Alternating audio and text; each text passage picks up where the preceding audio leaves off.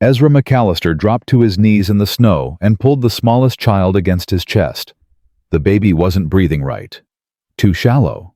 Too slow. Behind him, 4 other children huddled together, bones showing through torn clothes, lips blue from the cold. "Please, mister," the oldest boy whispered. "Don't send us back. Aunt Clara killed our pa. We saw it." Ezra's hands stopped moving. Before we continue this story, I invite you to subscribe to my channel and follow until the end. Comment which city you're watching from so I can see how far this story has traveled. The wind cut through the barn like a knife through butter. Ezra McAllister yanked the door open, lantern swinging, and that's when he heard it. A sound that didn't belong. Small, weak, human. He raised the lantern higher. 5 children stared back at him from behind the hay bales. 5 pairs of eyes reflecting the flame. The oldest couldn't have been more than 10. The youngest was a baby wrapped in what looked like a flour sack held tight against the chest of a girl no bigger than 6. "Lord Almighty," Ezra breathed. The oldest boy stepped forward. Thin as a fence post, jaw set hard, fists clenched at his sides. Protecting the others. "We ain't stealing nothing, mister. Just needed to get warm. We'll leave." "You ain't going nowhere." Ezra moved closer, and the children flinched back as one.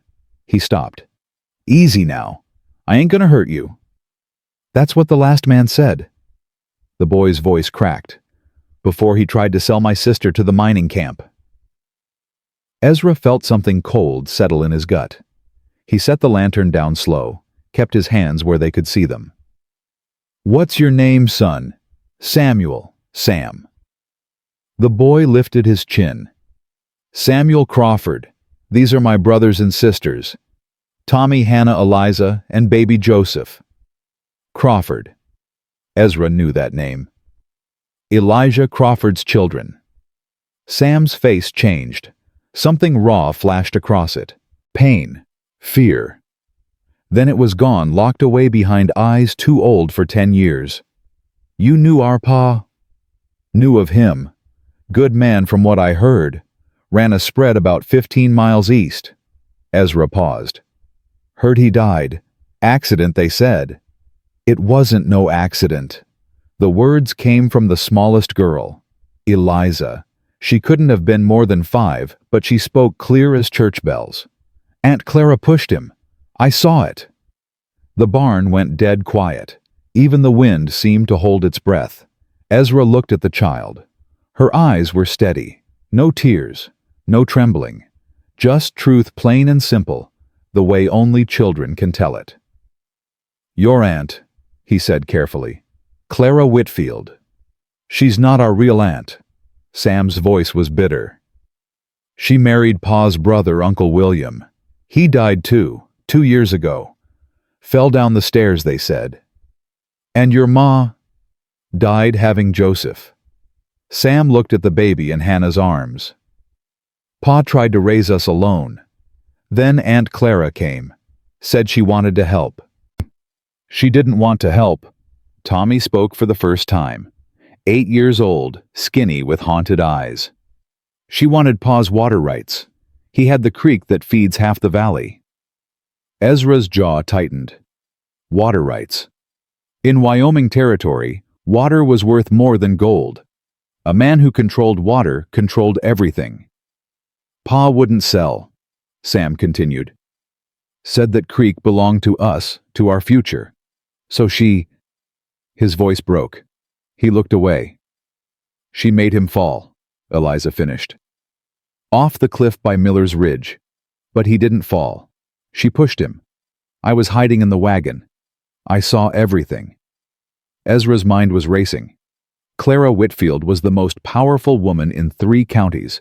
She owned half the mortgages in Bitter Creek, had Judge Ephraim Boone eating out of her hand, and rumor said she'd buried 2 husbands and come out richer each time.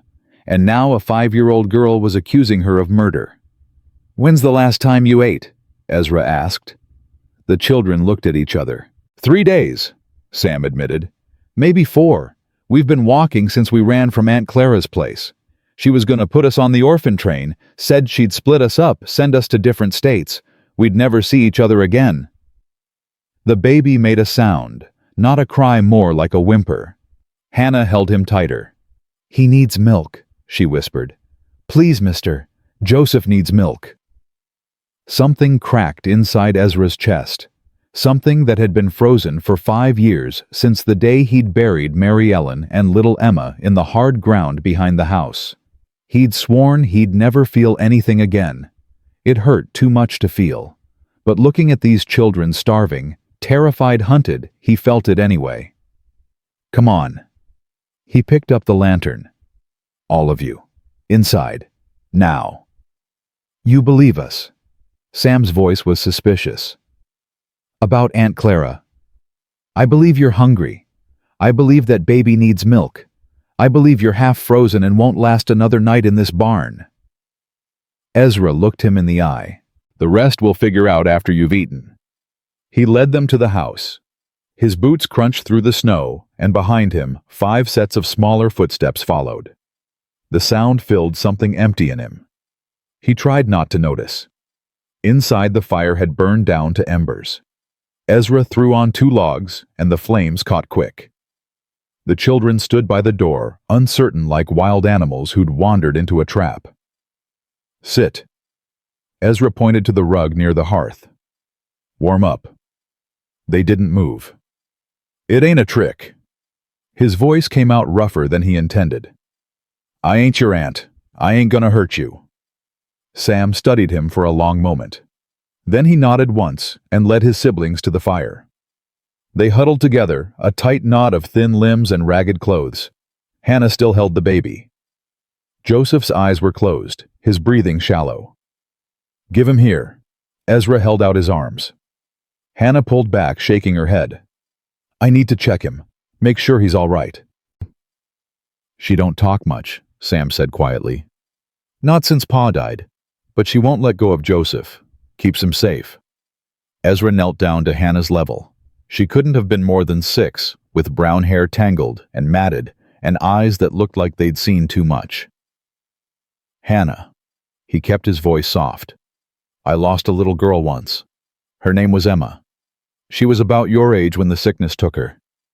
Hannah's eyes flickered, the first sign of life he'd seen in them. "I know what it's like to want to protect someone," Ezra continued. "To hold on so tight because you're scared of losing them. But Joseph needs help, and I can't help him if you don't let me see him." A tear rolled down Hannah's cheek. She didn't make a sound. Then slowly she held out the baby. Ezra took him gently. The child weighed almost nothing. Through the thin flour sack blanket he could feel ribs. The baby's lips were cracked.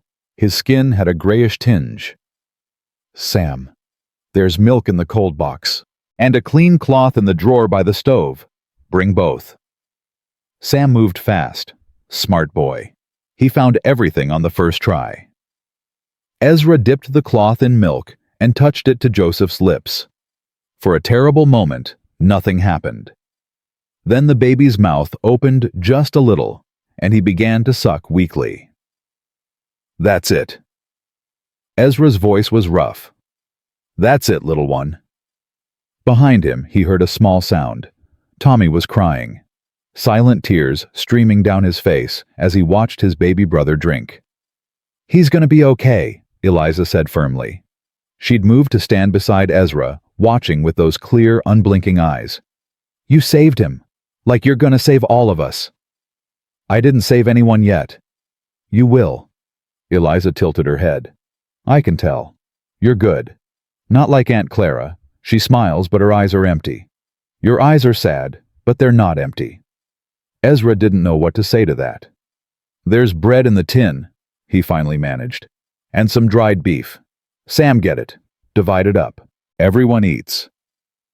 While the children ate slowly at first, then faster, as their hunger took over, Ezra sat in Mary Ellen's old chair by the fire. The chair he hadn't sat in since she died. It still smelled faintly of lavender, her scent preserved somehow through 5 years of emptiness. He watched the children eat and tried to think. Clara Whitfield. Murder. Water rights. Orphan train. If what these children said was true, Clara had killed their father to get control of the most valuable creek in the valley. And now she wanted them gone, scattered across the country, where no one would ever hear their story.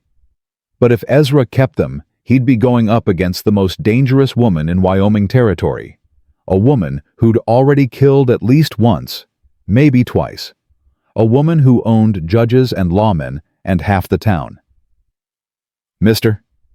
Sam had finished eating. He stood before Ezra, shoulders squared, trying to look older than his years. "We can leave in the morning. Find somewhere else. We don't want to bring you trouble." "Where would you go?" "I don't know. Somewhere. We've been managing." Managing. Ezra looked at the baby in his arms, at Tommy's hollow cheeks, at Hannah's empty eyes. "You call this managing? We're alive." "Barely." Sam's jaw tightened. "It ain't your problem. You don't even know us." "I know your pa was a good man who didn't deserve to die. I know your aunt is a snake who's been buying up land and squeezing out honest folks for years. And I know—" Ezra's voice caught. He looked down at Joseph, sleeping now, milk drying on his chin. "I know what it's like to lose everything and have nowhere to go." The room was quiet, except for the crackling fire. "You lost your family," Eliza said. "It wasn't a question. My wife Mary Ellen and my daughter Emma." The names still hurt to say. 5 years ago, scarlet fever." "I'm sorry." "Me too." Eliza walked over and put her small hand on his arm. "Mama's in heaven. She watches over us. Maybe your wife and daughter watch over you." Ezra's throat closed up. He couldn't speak. "We'll stay," Sam said quietly. His voice had changed, softer now. "If you'll have us, at least until we figure out what to do. You'll stay." Ezra cleared his throat. "And tomorrow, we'll start figuring." But tomorrow came faster than expected. Ezra woke before dawn to the sound of horses, multiple horses moving fast through the snow. He was on his feet in an instant, rifle in hand. The children were still sleeping, all 5 of them curled together on the rug like a litter of puppies. "Sam?" Ezra shook the boy's shoulder. "Wake up. Quiet." Sam's eyes flew open. He was alert immediately, the survival instincts of a hunted child. "Horses," Ezra whispered. "Get your brothers and sisters into the back room. Don't come out until I say." "Is it Aunt Clara?" "I don't know. Go." Sam moved fast, waking the others with soft touches and whispered words. Hannah scooped up Joseph. Tommy took Eliza's hand. In seconds they disappeared into the darkness of the back room. Ezra moved to the window. 3 riders, one carrying a lantern. In the pre-dawn gray, he could make out the shape of a woman on the lead horse. Tall, thin, riding side saddle in a black dress. Clara Whitfield. The riders stopped in front of the house. Clara dismounted with the help of one of her men-hired guns by the look of them. Hard faces, hands near their holsters. She walked to the porch. Her boots made no sound on the frozen boards. 3 sharp knocks. Ezra opened the door. Clara Whitfield was handsome in the way a rattlesnake was handsome. Sharp features, dark hair pulled back severely, and eyes like chips of black ice. She wore widow's weeds, despite her husband being dead for 2 years, and a ruby ring glittered on her finger like a drop of blood. "Mr. McAllister." Her voice was honey poured over broken glass. "I believe you have something that belongs to me." "Ma'am." Ezra didn't move from the doorway. "Little early for visiting." "This isn't a visit. This is a retrieval." She smiled, and it didn't reach her eyes. "My nieces and nephews ran away from home 3 days ago. I've been worried sick. Imagine my relief when one of my men spotted them entering your property last night." "I don't know what you're talking about." Clara's smile didn't waver. "Mr. McAllister, I'm going to be direct. Those children are my legal wards. Their father, my dear brother-in-law, died tragically, leaving them in my care. I have papers signed by Judge Boone himself." "Papers can say anything." "Yes." Clara's eyes hardened. "They can. And right now my papers say those 5 children belong to me. So I suggest you produce them before this becomes unpleasant." Behind her, one of the hired guns shifted his weight. His hand moved closer to his pistol. Ezra felt the familiar weight of the rifle in his hands. He'd killed men before in the war, in bar fights, in moments when it was kill or die. He could kill again if he had to. But not like this, not in front of children. "Those kids told me something interesting," Ezra said quietly. "About their pa. About how he died." Something flickered across Clara's face, quick as a snake's tongue. "Children say all sorts of things. Grief confuses them." This one was pretty clear. "Said she saw you push him off Miller's Ridge." The hired gun's hands were on their pistols now. Clara raised one finger and they stopped. "Eliza always had an active imagination." Clara's voice was silk. "Her father's death traumatized her. The poor child has been telling stories ever since." "Maybe. Or maybe she's telling the truth." Clara stepped closer. Close enough that Ezra could smell her perfume roses and something underneath, something metallic. "Let me explain how this is going to work, Mr. McAllister. You're going to give me those children. I'm going to take them home where they belong, and in a few months when they've calmed down, I'll place them with good families. Separately, of course. Siblings don't always need to stay together. It builds character to stand on your own." "You mean it keeps them from talking? Can't tell the same story if you're scattered across 5 different states." Clara's smile turned cold. "You're smarter than you look. That's unfortunate." She pulled a folded paper from her coat. Red wax seal at the bottom. "This is a guardianship order signed by Judge Boone. It gives me full legal custody of the Crawford children. If you refuse to surrender them, you'll be arrested for kidnapping. And if I don't refuse, then you go about your life, and this unfortunate misunderstanding is forgotten." Clara tucked the paper away. "I might even be willing to help with your mortgage. I understand you've had some difficulties since your wife passed." Ezra's grip tightened on the rifle. "How do you know about my mortgage?" "I know everything about everyone in this valley, Mr. McAllister. It's my business to know." She turned to go, then paused. "You have until sundown to make your decision. Bring the children to my house and we'll forget this ever happened. Refuse and Deputy Marshal Cross will be here with a warrant for your arrest." She mounted her horse with practiced grace. "Think carefully," she said from the saddle. 5 orphans aren't worth losing everything you have." She rode away, her hired guns flanking her. Their hoofbeats faded into the gray dawn.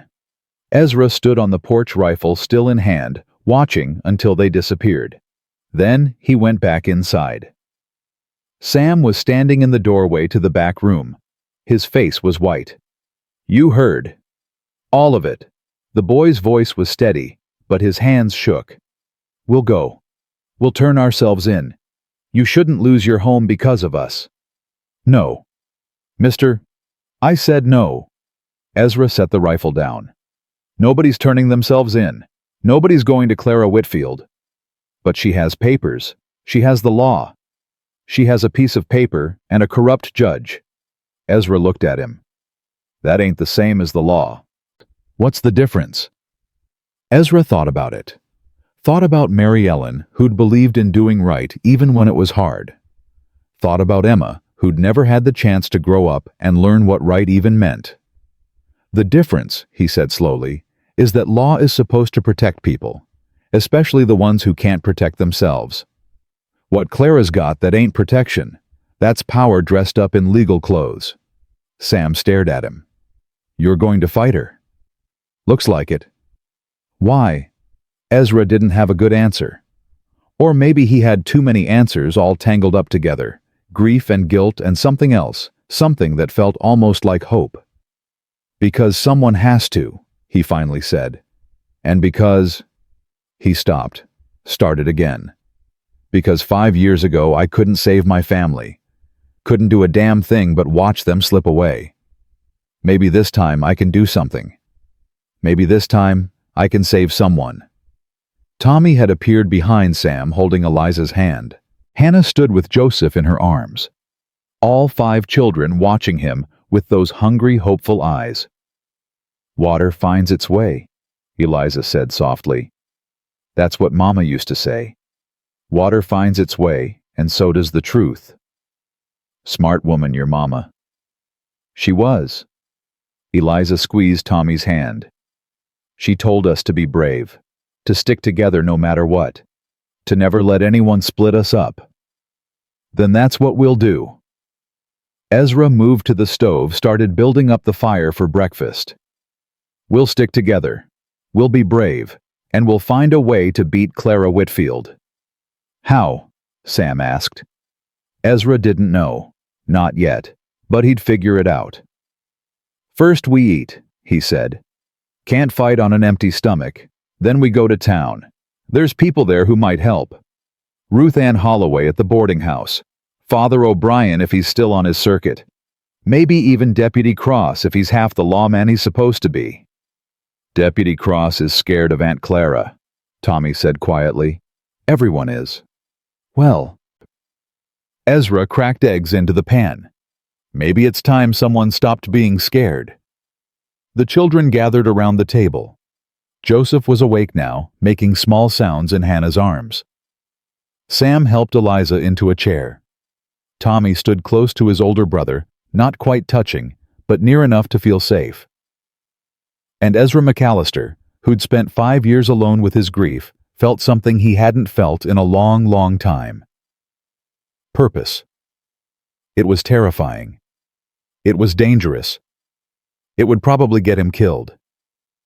But watching those 5 children eat breakfast in his kitchen, watching the color slowly return to their cheeks, watching them look at him like he was something more than a broken-down rancher with a mortgage and a past, he knew he'd made the right choice. Whatever came next, he'd face it. Because some things were worth fighting for, and some people were worth dying for, even if you'd only just met them. Outside, the sun was rising over the mountains. The snow sparkled like diamonds in the early light. And somewhere in the distance, Clara Whitfield was planning her next move. The battle had begun. The ride into Bitter Creek took 2 hours. Ezra drove the wagon slow, mindful of the ruts frozen solid beneath the snow. The 5 children huddled in the back, under every blanket he owned. Joseph slept against Hannah's chest. Eliza sat between Sam and Tommy, her small hand gripping her oldest brother's coat. Nobody spoke. Ezra could feel eyes on them before they even reached Main Street. A woman pulling laundry from a line stopped and stared. A man loading feed into a cart turned his back. 2 boys playing in the snow ran inside when the wagon passed. Word traveled fast in small towns. Word about Clara Whitfield traveled faster. They're scared, Sam said quietly from behind him. I know. They won't help us. We'll see. Ezra pulled the wagon up in front of Holloway's boarding house. The sign above the door swung in the wind, paint peeling at the edges. He helped the children down one by one, and they clustered around him like chicks around a hen. The door opened before he could knock. Ruth Ann Holloway stood in the doorway, flour dusting her apron gray hair escaping from its pins.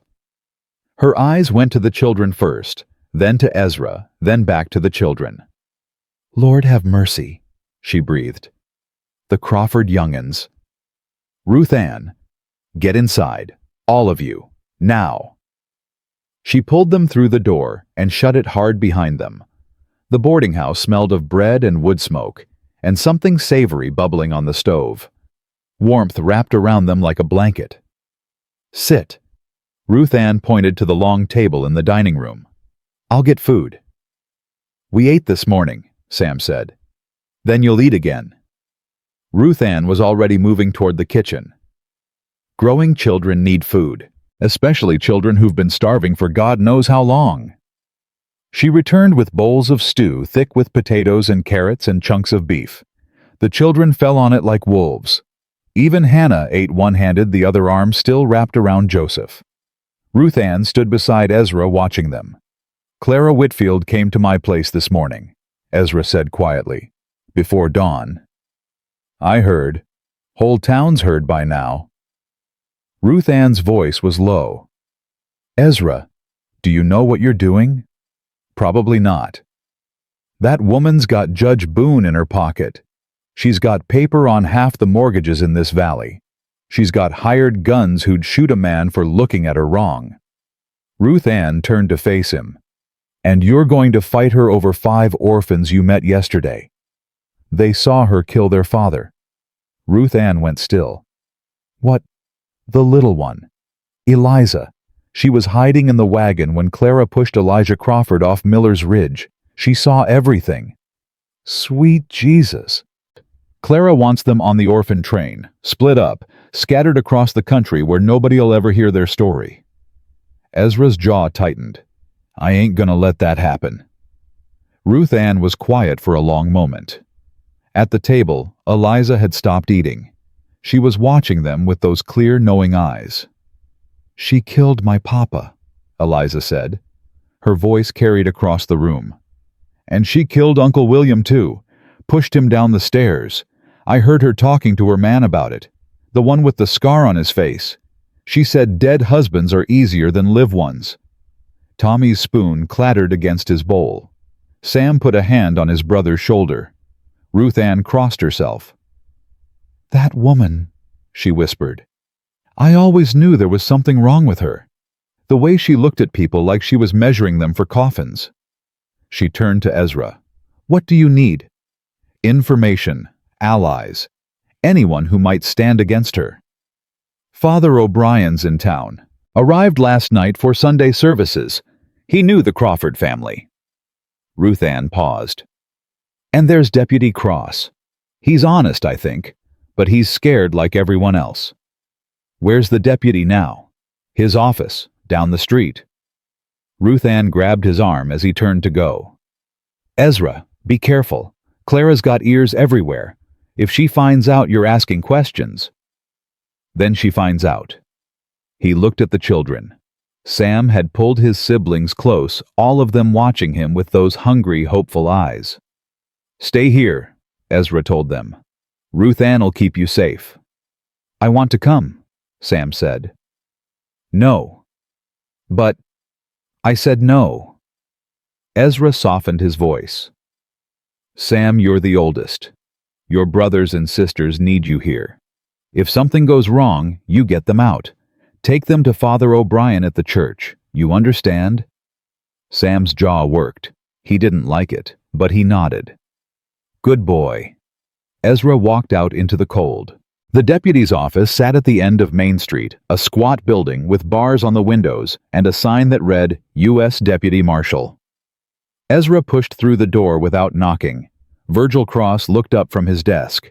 He was younger than Ezra expected, maybe 35, with dark skin weathered by sun and wind and eyes that had seen too much. A scar ran down his right cheek, pale against the brown. "Mr. McAllister." Cross's voice was careful. "Heard you had some visitors this morning." "News travels fast." "In Bitter Creek, news travels before it happens." The deputy leaned back in his chair. "What can I do for you?" "You can tell me if you're an honest man." Cross went still. His eyes narrowed. "That's a dangerous question." "I'm in a dangerous situation." For a long moment, neither man spoke. The wind rattled the windows. Somewhere outside, a dog barked. "I try to be honest," Cross finally said. "It ain't always easy in this town. Because of Clara Whitfield. Because of a lot of things." Cross stood and moved to the window, looking out at the street. "Clara's got power, money, connections. Judge Boone does whatever she says. Half the ranchers in this valley owe her money. The other half are too scared to cross her." "And you?" "I'm scared too." Cross turned to face him. "But I'm also tired. Tired of looking the other way. Tired of pretending I don't see what's right in front of me. Then help me. Help you do what fight Clara Whitfield with 5 orphans and a prayer. Those orphans saw her murder their father. Cross's expression didn't change, but something shifted in his eyes. That's a serious accusation. It's the truth. The youngest girl, Eliza, she was there, saw the whole thing. A 5-year-old witness. Cross shook his head. No court in the territory would accept that testimony. Not against a woman like Clara. Then we find other evidence. What evidence? Clara's careful. She's been careful for years. 2 dead husbands, a dead brother-in-law, and not a shred of proof. There's always proof. Ezra stepped closer. You know it, and I know it. Nobody's that careful. Somewhere, somehow, she made a mistake. We just have to find it. Cross studied him for a long moment. Why do you care? He asked quietly. Those children ain't yours. You could walk away right now, hand them over to Clara, and go back to your life. Why risk everything for strangers? Ezra thought about Mary Ellen, about Emma, about the empty house he'd been living in for 5 years. Because they ain't strangers anymore, he said, and because somebody has to stand up. If not me, then who? Cross let out a slow breath. You're either the bravest man I've ever met, or the dumbest. Probably both. Something that might have been a smile crossed Cross's face. All right, I'll help. But we do this quiet. If Clara finds out I am working against her, she'll have me removed from my post before sundown. What do you need? Time. And access to the county records. If there's anything irregular about how Clara acquired the Crawford land, it'll be in the deed transfers. Cross grabbed his hat. I'll ride to the county seat tomorrow. See what I can dig up. Clara's got until sundown to make me hand over those children. Then don't hand them over. She'll bring the law. I am the law. Cross's voice hardened. Federal law. Judge Boone can sign whatever papers he wants, but I answer to the U.S. Marshals, not to some territorial judge in Clara Whitfield's pocket. For the first time since Clara had appeared on his porch, Ezra felt something like hope. Thank you. Don't thank me yet. Cross pulled on his coat. We're a long way from winning this. And Clara Whitfield don't lose. Ever. There's a first time for everything. Cross didn't answer, but as Ezra walked out, he thought he saw the deputy smile. The church sat at the far end of town, a small wooden building with a crooked steeple and a bell that hadn't rung in years. Ezra found Father Patrick O'Brien inside, kneeling before the altar, lips moving in silent prayer. The priest looked up when Ezra's boots echoed on the wooden floor. Mr. McAllister? O'Brien rose slowly, his bad leg making him wince. I've been expecting you. Word travels fast. In this town, word travels on wings. The priest gestured to a pew. Sit. We have much to discuss. Ezra sat. The church was cold, the stove in the corner barely putting out heat. But there was something peaceful about the place, something that made the chaos outside feel far away. You knew Elijah Crawford, Ezra said. I did. Good man. Faithful. Loved those children more than life itself. Did he ever talk about his sister-in-law, about Clara? O'Brien's expression darkened. He was afraid of her. Near the end he came to me, said she was pressuring him to sign over his water rights, said she'd made threats. What kind of threats? He didn't say exactly, but I could see the fear in him. Elijah Crawford wasn't a man who scared easy. Whatever Clara said to him, it shook him to his core. Ezra leaned forward. Father, I need to know. Is there anything, any document, any record that might prove Clara killed him? O'Brien was quiet for a long moment. There might be something, he finally said. Before Eleanor Crawford died, that was Elijah's wife, the children's mother, she registered her will with the church, not with the county. She didn't trust Judge Boone. What was in the will? I don't know the details. The document was sealed, but Eleanor was careful. She knew Clara knew what she was capable of. If there's any protection for those children, it's in that will. Where is it now? St. Catherine's Parish, county seat. I can send word, have them search the records. How long? A week. Maybe 2 in this weather. We don't have 2 weeks. O'Brien nodded slowly. Then we pray. And we fight with what we have. What do we have?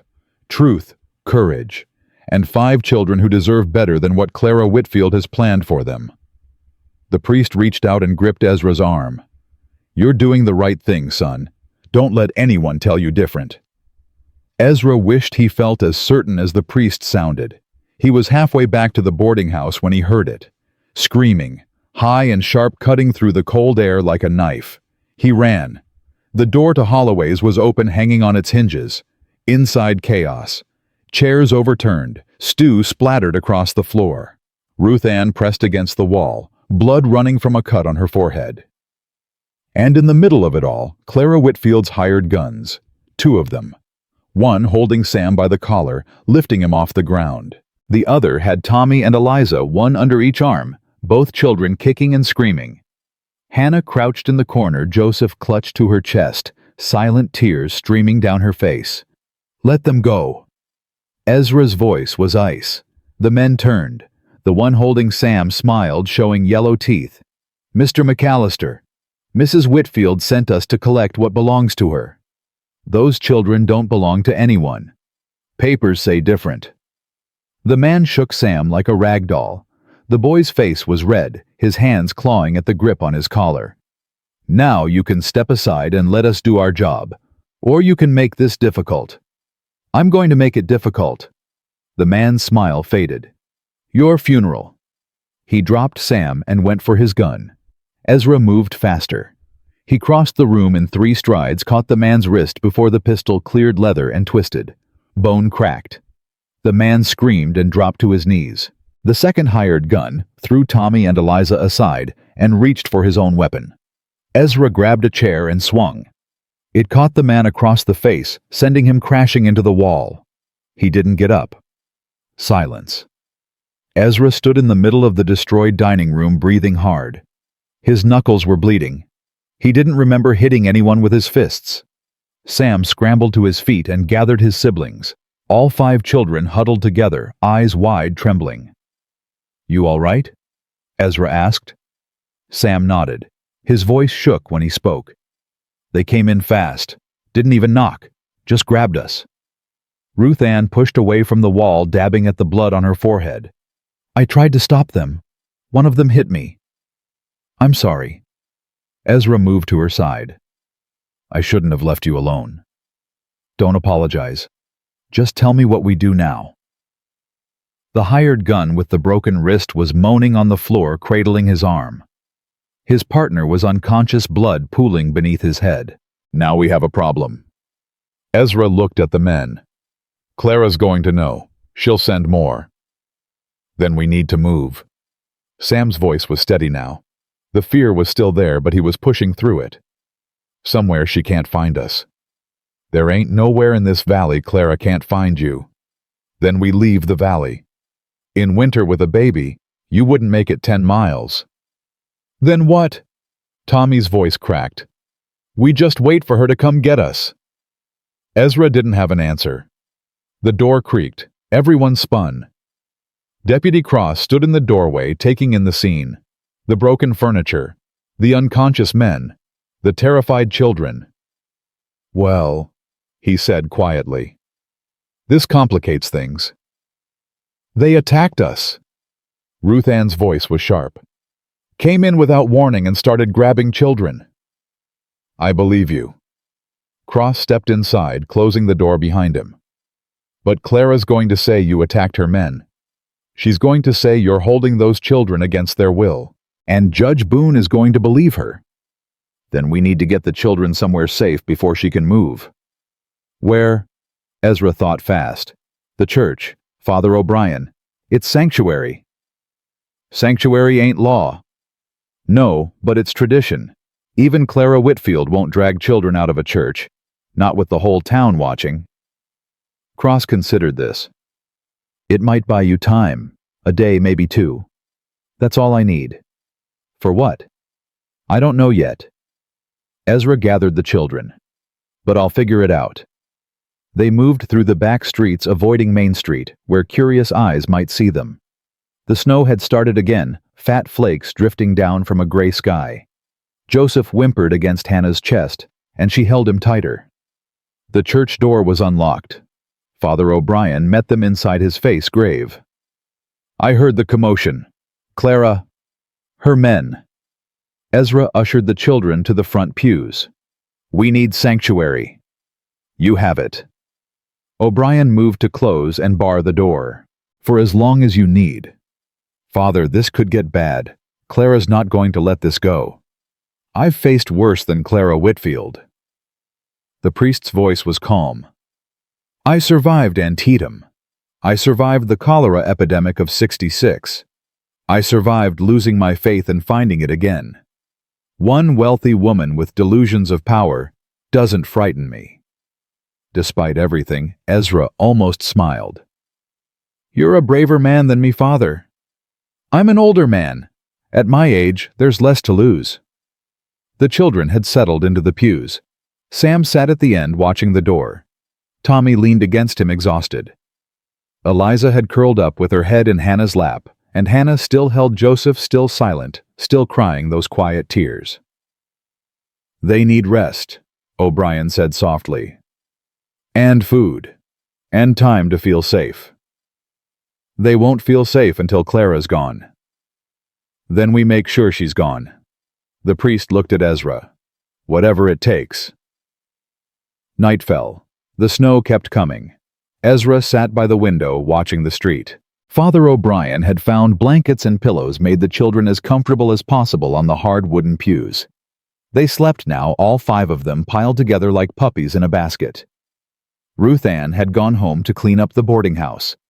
Deputy Cross had taken Clara's men to his office, though they'd be released by morning. No law against walking into a boarding house, Clara would say. No law against collecting children who belonged to her. The church was quiet, except for the wind outside and the soft breathing of sleeping children. "You should rest." O'Brien appeared beside him, holding a cup of coffee. "You'll need your strength tomorrow." "Can't sleep." Ezra took the coffee. "Keep thinking about what comes next." "What does come next?" "I don't know. Clara's got the law, the judge, the money. All I've got is 5 children and a handful of people willing to help. Sometimes that's enough." "Is it?" O'Brien sat down heavily, his bad legs stretched out before him. "Let me tell you something about Clara Whitfield. I've known her for 15 years, watched her bury 2 husbands and acquire more land than any woman in the territory. She's smart. She's ruthless. She's patient. This isn't helping. But she's also afraid." Ezra looked at him. "Afraid of what?" "Of losing control. Of people seeing who she really is. Everything Clara does is about power, getting it, keeping it, making sure no one can ever threaten it. That's why she wants those children gone. Not just because they're witnesses, but because they represent something she can't control." "What's that?" "Love, family. The things that matter more than money or power." O'Brien nodded toward the sleeping children. "Those 5 have something Clara never had and never will. They have each other, and that terrifies her." Ezra thought about this. "So how do we use that?" "I don't know yet, but there's always a weakness, always a crack in the armor." The priest finished his coffee. "We just have to find it." A sound from outside. Hoofbeats, multiple horses. Ezra was on his feet instantly, hand going to the rifle he'd propped against the wall. "Stay here," he told O'Brien. "Keep the children inside." He moved to the door and opened it a crack. Torches. A dozen of them, maybe more, coming up the street toward the church. At the front of the group, Clara Whitfield on her black horse torch held high face, twisted with rage. Behind her, Judge Boone in his carriage. And behind him what looked like half the town. Men with rifles, women with hard faces, all of them coming for the church, coming for the children. "Father?" Ezra's voice was steady, but his heart was hammering. "We've got company." O'Brien joined him at the door. His face went pale. Lord preserve us. Will they respect sanctuary? I don't know. Clara looks angry enough to burn down the whole church. The mob stopped in front of the building. Clara dismounted her boots, crunching on the frozen ground. She walked toward the church steps, torch flickering in the wind. Mr. McAllister? Her voice carried clear and cold through the night air. You have something that belongs to me. I've come to collect. Ezra stepped out onto the porch. The cold hit him like a fist, but he didn't flinch. These children are under the protection of the church. You can't take them. Watch me. Clara started up the steps. Mrs. Whitfield. Father O'Brien appeared in the doorway, his voice ringing with authority. This is God's house. You will not desecrate it. God's house? Clara laughed. God doesn't pay mortgages, Father. God doesn't sign guardianship papers. God doesn't own this territory. She held up a document. But I do. And these papers say those children are mine. Those papers are worthless. Everyone turned. Deputy Cross pushed through the crowd, his badge catching the torchlight. This is federal matter now, Cross said. Cross, I've sent word to the U.S. Marshal's office in Cheyenne. Until they respond, those children stay where they are. Clara's eyes narrowed. You're making a mistake, Deputy. Maybe. But it's my mistake to make. For a long moment, no one moved. The torches crackled. The wind howled. The whole world seemed to hold its breath. Then Clara smiled. A cold, terrible smile that didn't reach her eyes. Very well, we'll wait for your precious marshals. She turned to the crowd. But in the meantime, I want everyone to know exactly what kind of man you're protecting. She pointed at Ezra. This man assaulted 2 of my employees today. Broke one's arm, put the other in a coma, and you're calling him a hero. Murmurs ran through the crowd. He's also harboring children who are legally mine. Children who've been telling lies about me. Confused, grief-stricken children who don't know what they're saying. Clara's voice rose. I've done nothing but try to care for my brother-in-law's orphans, and this is how I'm repaid with violence, with accusations, with a town that turns against me. More murmurs. Some of the hard faces were softening. Clara was good at this. She knew how to play a crowd. Ask yourselves, she continued. Who's been here for you when times were hard? Who extended credit when the crops failed? Who gave loans when the banks wouldn't? She spread her arms. I've done nothing but help this community. And now you're going to believe a stranger over me. The crowd shifted. Eyes that had been sympathetic were turning suspicious. Ezra could feel the tide changing. She killed my papa. Everyone froze. Eliza stood in the church doorway, small and fierce, her voice cutting through the cold air like a blade. She pushed him off the cliff. I saw it. I was there. Clara's face went white, then red. The child is lying. I ain't lying. Eliza walked forward until she stood beside Ezra. I saw you. You were wearing the black dress with the ruby buttons. Papa said he wouldn't sign the papers. He said the water belonged to us, and you pushed him. The crowd had gone silent. Every eye was on the small girl with the clear voice and the steady gaze. You can call me a liar all you want, Eliza continued. But God knows the truth. Mama knows the truth. And one day everyone's gonna know. Clara's composure cracked. For just a moment, something ugly showed through rage, fear, hatred, all the things she kept hidden behind her smooth words and cold smiles. Get that child away from me, she hissed. No. Ezra put his hand on Eliza's shoulder. She's got every right to speak. More right than you've got to silence her. This isn't over. Clara's voice shook with fury. You think you've won something here? You've won nothing. I own this town. I own the judge. I own the law. And when the time comes, I'll own everything you have, including those children. She turned and stalked back to her horse, mounting with jerky, angry movements. All of you, she shouted at the crowd. Remember this night. Remember who you chose to stand with. And when the consequences come, and they will come, don't say, I didn't warn you.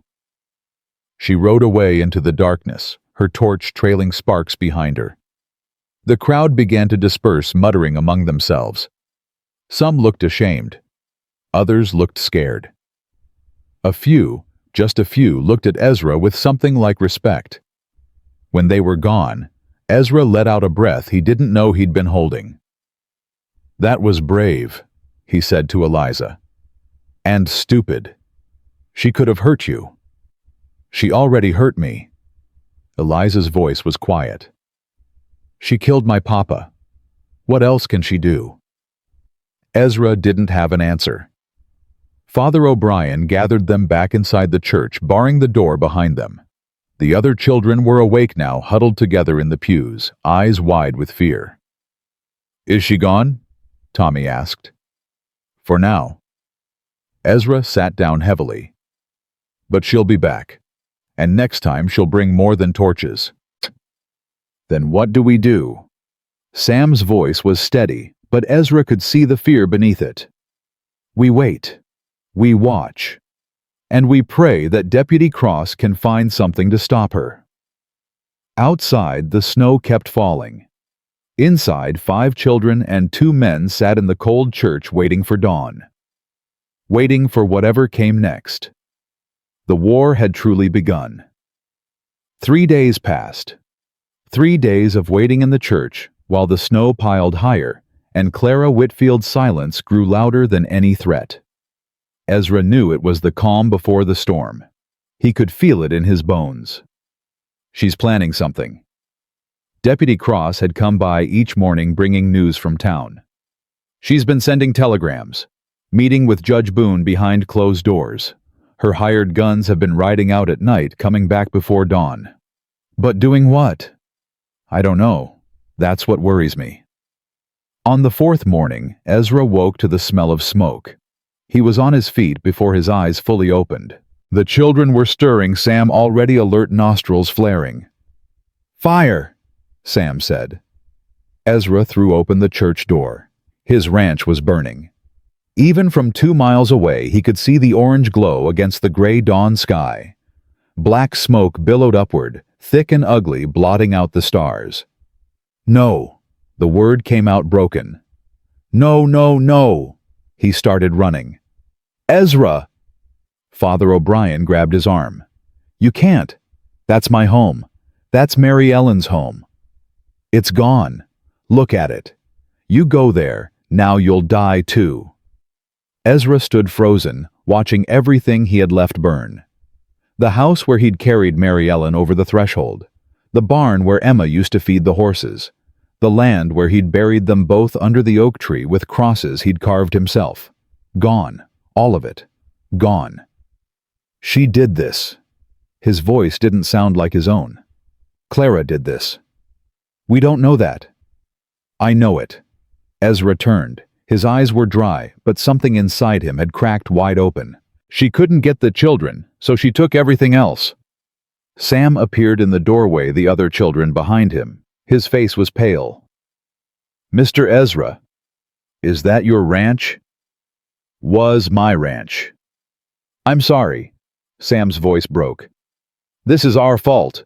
If we hadn't... Don't. Ezra crossed to him in 3 strides and knelt down so they were eye to eye. Don't you ever say that. Clara Whitfield burned my ranch. Not you. She's the one who chose to destroy instead of lose. You understand? Sam nodded, but his eyes were wet. This doesn't change anything. Ezra stood. We're still going to fight her.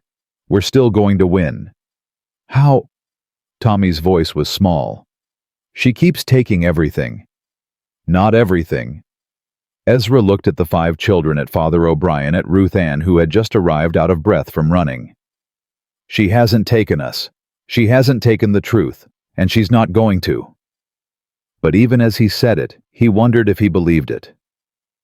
The fire burned all day. By nightfall, nothing remained but ashes and memory. Ezra stood at the edge of his property alone, staring at the ruins. The oak tree had survived. Somehow impossibly, it still stood. And beneath it, two small graves untouched by the flames. Mary Ellen. He knelt in the snow beside her marker. I'm sorry. I tried to keep it safe. I tried to keep your home standing. The wind answered cold and empty. I don't know what to do anymore. I'm fighting a woman who has everything, and I've got nothing left. Nothing except 5 children who need me, and a truth that nobody wants to hear. He pressed his forehead against the cold stone. Tell me what to do. Please. I need a sign. Something. Anything. Silence. Then footsteps in the snow behind him.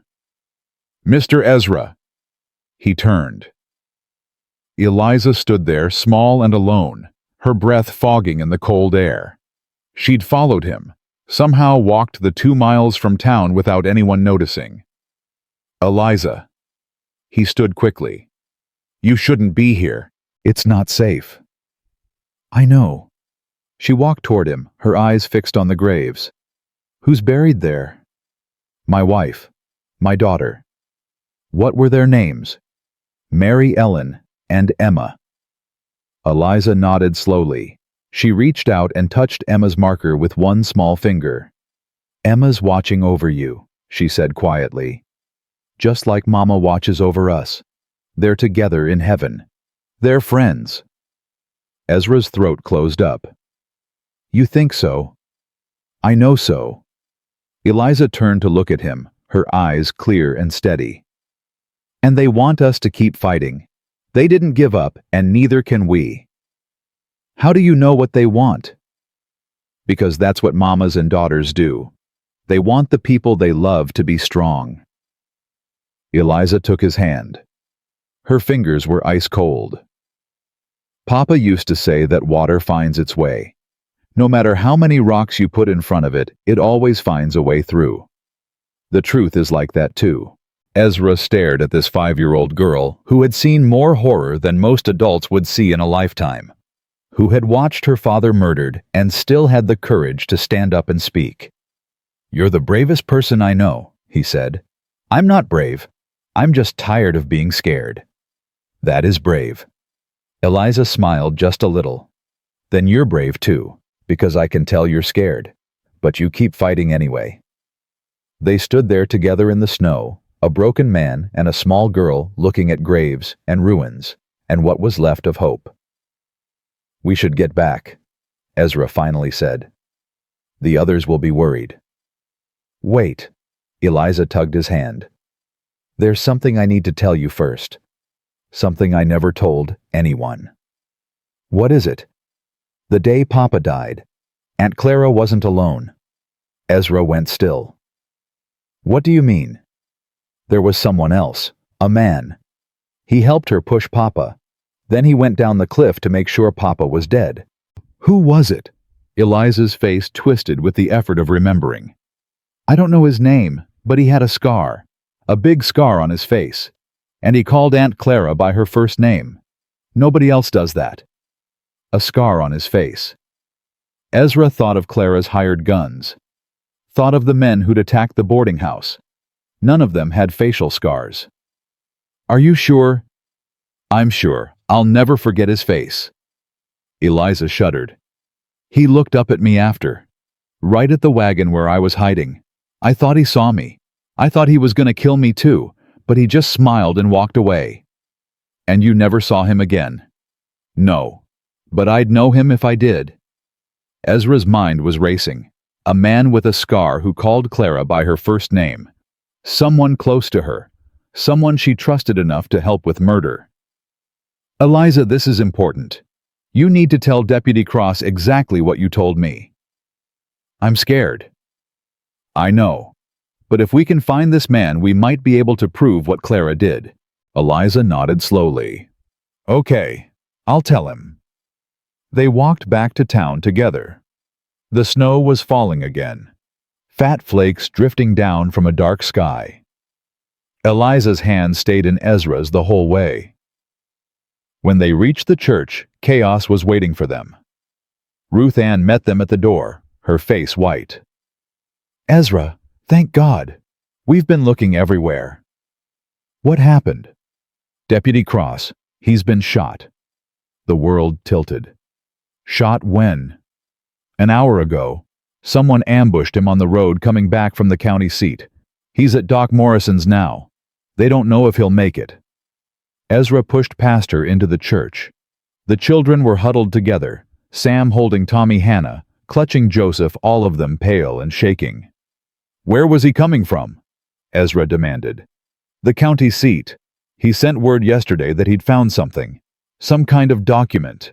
He was bringing it back when—" Ruth Ann's voice broke. "When they shot him." "The document. Where is it?" "Gone. Whoever shot him took everything." Of course they did. Clara's reach extended further than he'd imagined. She had people everywhere. Watching. Waiting. Ready to strike the moment anyone got close to the truth. "I need to see him. Ezra. Now." He ran through the snow-covered streets, barely feeling the cold. Doc Morrison's house was lit up bright, and a crowd had gathered outside. Faces he recognized. Faces that turned away when he approached. He pushed through the door. Deputy Cross lay on a table in the back room, shirt soaked with blood. Doc Morrison, a gray-haired man with steady hands, was working over him.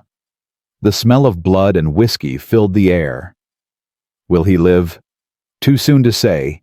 Morrison didn't look up. Bullet hit his shoulder, missed the artery by an inch, but he's lost a lot of blood. Ezra moved across his side. The deputy's eyes were closed, his breathing shallow. "Cross, can you hear me?" No response. "The document. Cross, what did you find?" A flutter of eyelids. Then slowly Cross's eyes opened. They were glazed with pain, but there was recognition in them. "McAllister. I'm here. What did you find?" "Water rights." Cross's voice was barely a whisper. "Clara's been poisoning wells. Found records. Payments to someone. Man named. His eyes rolled back. "Cross, stay with me. Need to rest." Doc Morrison pushed Ezra back. "If you want him to live, let me work." Ezra stood there, fists clenched, watching the deputy's chest rise and fall. So close. They'd been so close to something. Someone, Cross had said. Clara had been paying someone. A man.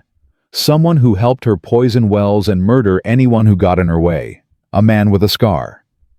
He left the doctor's house and walked back toward the church. The crowd parted to let him through, silent, watching. He could feel their judgment, their fear. Clara Whitfield's words echoed in his mind. "I own this town." She did. She owned everything and everyone. Every time they got close to the truth, she burned it down, shot it dead, made it disappear. But water finds its way. And so does the truth. He was almost to the church when he heard the horses.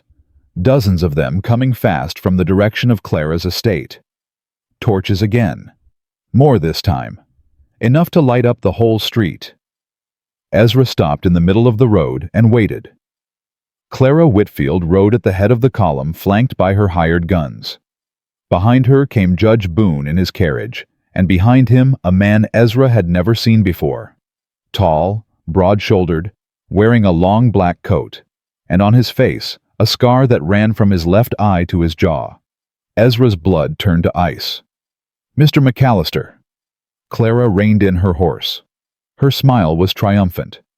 "I believe you've met my associate, Mr. Jonas Drake." The man with the scar tipped his hat. "Pleasure." "Drake here is a U.S. Marshal," Clara continued. "He's been investigating reports of child endangerment in this territory, reports that a certain rancher has been holding 5 orphaned children against their will, refusing to release them to their legal guardian." "That's a lie." "Is it?" Clara held up a paper. "I have signed statements from 12 citizens of Bitter Creek saying otherwise. I have a court order from Judge Boone authorizing the immediate transfer of the Crawford children to my custody. and I have a federal marshal ready to enforce it." Ezra looked at Drake. The man's smile was cold, empty, the smile of someone who killed without conscience. "You helped her murder Elijah Crawford." Drake's smile flickered just for a second. "Careful with accusations, Mr. McAllister. A man could get himself in trouble making claims like that." "A 5-year-old girl saw you push her father off that cliff, saw you climb down to make sure he was dead." A 5-year-old girl with an active imagination. Clara's voice was ice. "Grief does terrible things to children. They see things that aren't there, remember things that never happened. Eliza's not lying. Prove it." Clara leaned forward in her saddle. "You have no evidence, no witnesses except traumatized children, no documents since they seem to keep disappearing." Her smile widened. "Face it, McAllister. You've lost. You lost the moment you decided to stand against me." The church door opened. Father O'Brien stepped out, and behind him Sam. "Mr. Ezra." Sam's voice was steady, but his face was pale. "What's happening?" "Go back inside." "No." Sam walked forward until he stood beside Ezra. "Whatever's happening, we face it together. That's what you said. We don't leave each other behind." Tommy appeared next, then Hannah with Joseph, then Eliza. All 5 Crawford children standing in a row in front of the church, facing down Clara Whitfield and her army. "How touching." Clara dismounted. "But I'm afraid this little family reunion is over. Drake, collect the children." The marshal started forward. "No." Eliza's voice cut through the cold air. She was pointing at Drake, her hand shaking. "That's him. That's the man who killed Papa." Drake stopped. His smile vanished. "The child is confused." "I'm not confused. I saw you. You were wearing that same coat. You pushed Papa, and then you went down to check if he was dead. And you looked at me. You saw me hiding, and you smiled." The crowd that had gathered was murmuring now. Ezra could see doubt on some faces, fear on others. "This is ridiculous." Clara's voice was sharp. "Drake is a federal marshal. He was nowhere near Bitter Creek when Elijah Crawford died." "Then why is she scared of him?" Ezra pointed at Hannah. Everyone looked. Hannah had backed away from Drake, pressing herself against the church wall. She was shaking violently, and for the first time since Ezra had met her, she was making sounds, small whimpers of terror. "That child hasn't spoken since her father died," Ezra continued. "But she knows. She remembers. They both do." Drake's jaw tightened. "I've heard enough of this nonsense." He reached for Eliza. Ezra moved faster. He caught Drake's arm and twisted, just like he'd done with Clara's hired gun at the boarding house. But Drake was stronger, faster. He spun and drove his fist into Ezra's stomach, dropping him to his knees. "Don't be a hero, McAllister." Drake drew his pistol. "Heroes die young." "Then I'll die." Ezra looked up at him, gasping for breath. "But I won't let you take those children. That's not your choice. It's all of our choice." Ruth Ann stepped forward from the crowd. Then Tom Wheeler, the man who'd avoided Ezra's eyes just days ago. Then Sarah Chin, the schoolteacher. Then a dozen others moving to stand between Drake and the children. "You want those young'uns?" Tom Wheeler said, his voice rough. "You go through us." Drake looked at Clara. She looked at the crowd, at the faces that had once been friendly, now turned hard with resistance. "This changes nothing." Her voice shook with barely controlled rage. "I have the law on my side. I have papers." "You have corrupt judges and bought marshals." Father O'Brien's voice rang out strong and clear. "But we have something more. We have the truth, and we have witnesses." "Witnesses?" Clara laughed. "What witnesses?" "A traumatized child, a town full of people I own. How about me?" Everyone turned. Deputy Cross stood in the doorway of Doc Morrison's house, arm in a sling, face white with pain. But he was standing, and in his good hand he held a paper. "I made a copy." His voice was weak but steady. Before I left the county seat, I made a copy and left it with the clerk. What I was carrying was a decoy. What are you talking about? Clara's composure was cracking. Payment records. From the water company you set up 3 years ago. Records showing regular payments to one Jonas Drake, U.S. Marshal. Cross walked forward each step, clearly costing him. Payments that started right around the time ranchers in this valley started having problems with their wells. Payments that spiked the month Elijah Crawford died. Drake's face had gone pale. You can't prove anything with accounting records. Maybe not. But I can prove you lied about where you were when Crawford died. Cross held up another paper. This is a hotel receipt from Bitter Creek dated the day before Elijah Crawford fell off that cliff. Signed by you. In your handwriting. The crowd was buzzing now. Faces that had been uncertain were hardening with anger. Years of fear and submission were cracking under the weight of truth. This doesn't prove murder, Clara said, but her voice was desperate now. It doesn't prove anything. It proves you've been lying. Ezra stood slowly still, clutching his stomach where Drake had hit him. And if you've been lying about this, what else have you been lying about? I'll tell you what else. A new voice. A woman's voice. The crowd parted. Mrs. Eugenia Boone walked forward, her husband scrambling behind her, grabbing at her arm. Eugenia, don't. Shut up, Ephraim. She shook him off.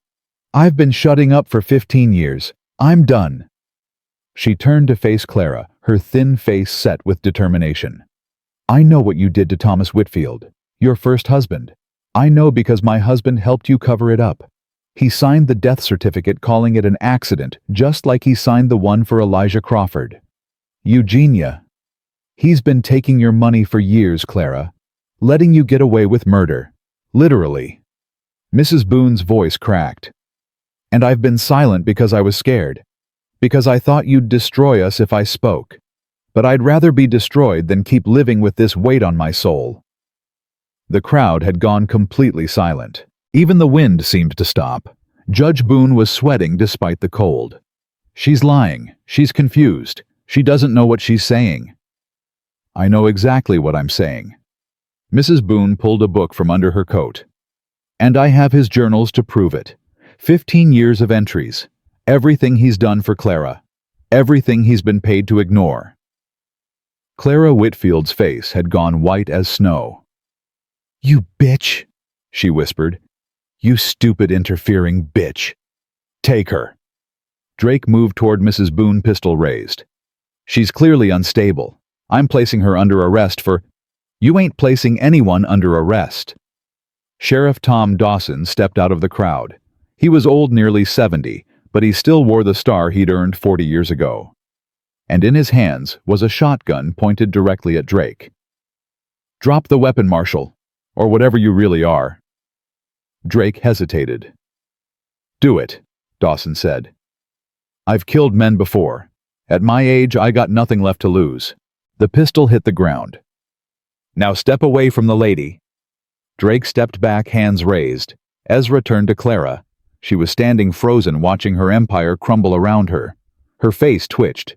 Something wild flickered in her eyes. You think you've won? Her voice was barely a whisper. You think you can destroy everything I've built with journals and receipts and the testimony of children?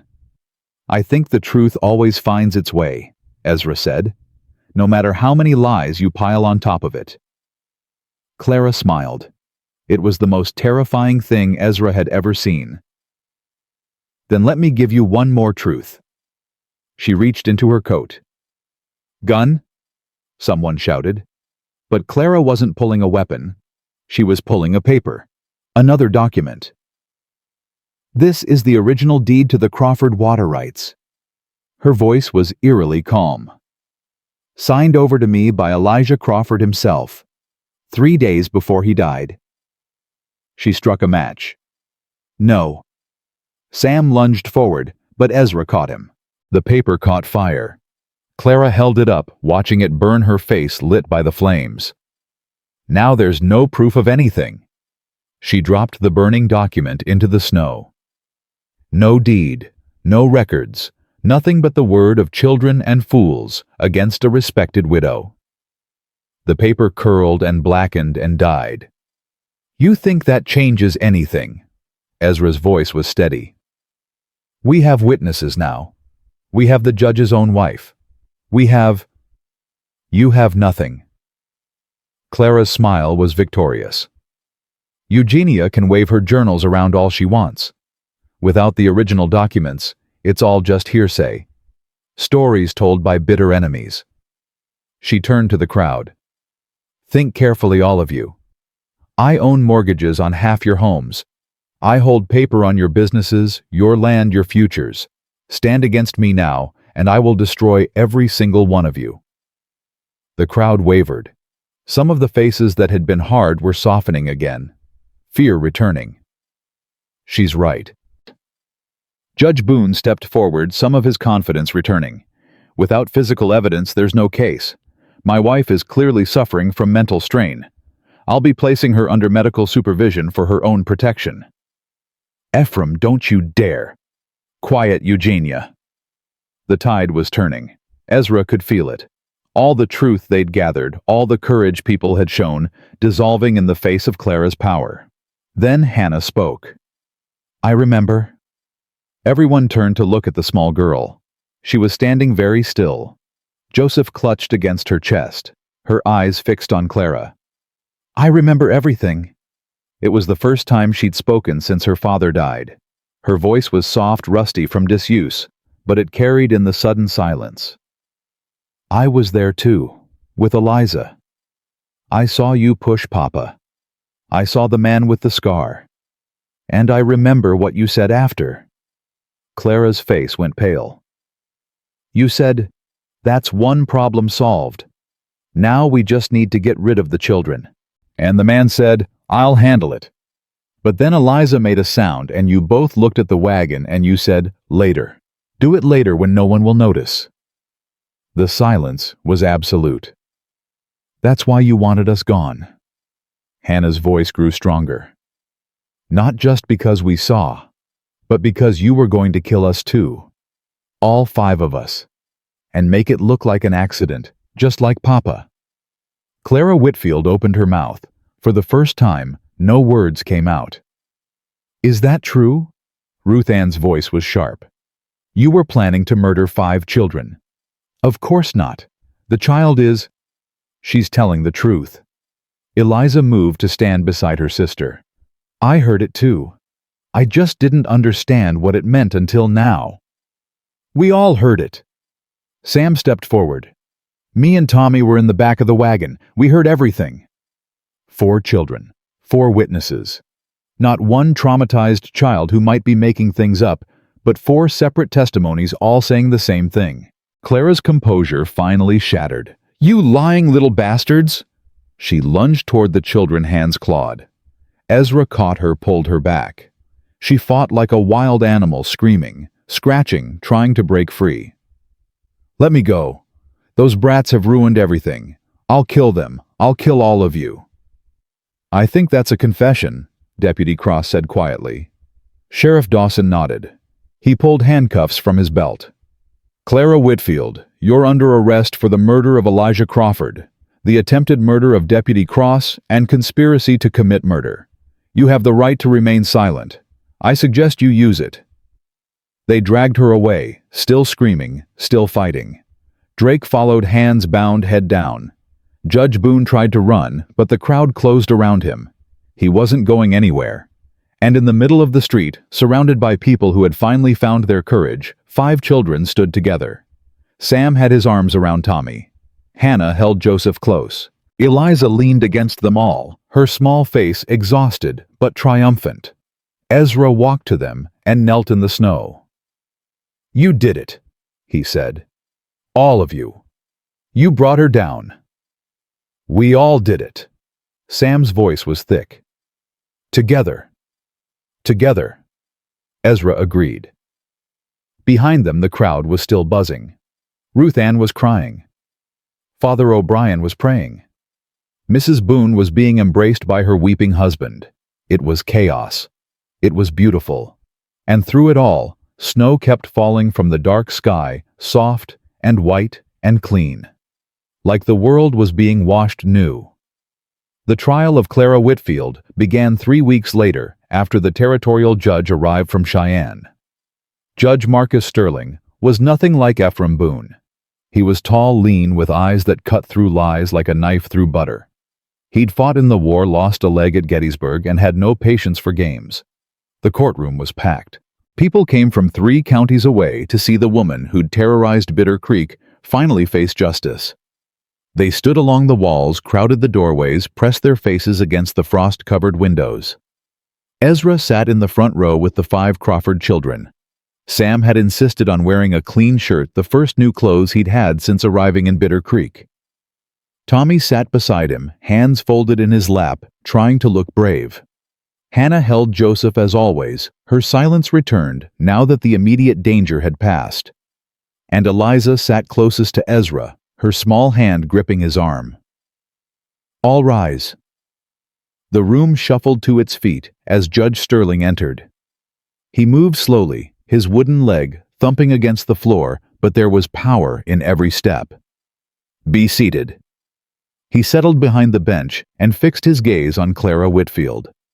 She sat in the defendant's chair, hands chained, wearing the same black dress she'd worn the night they arrested her.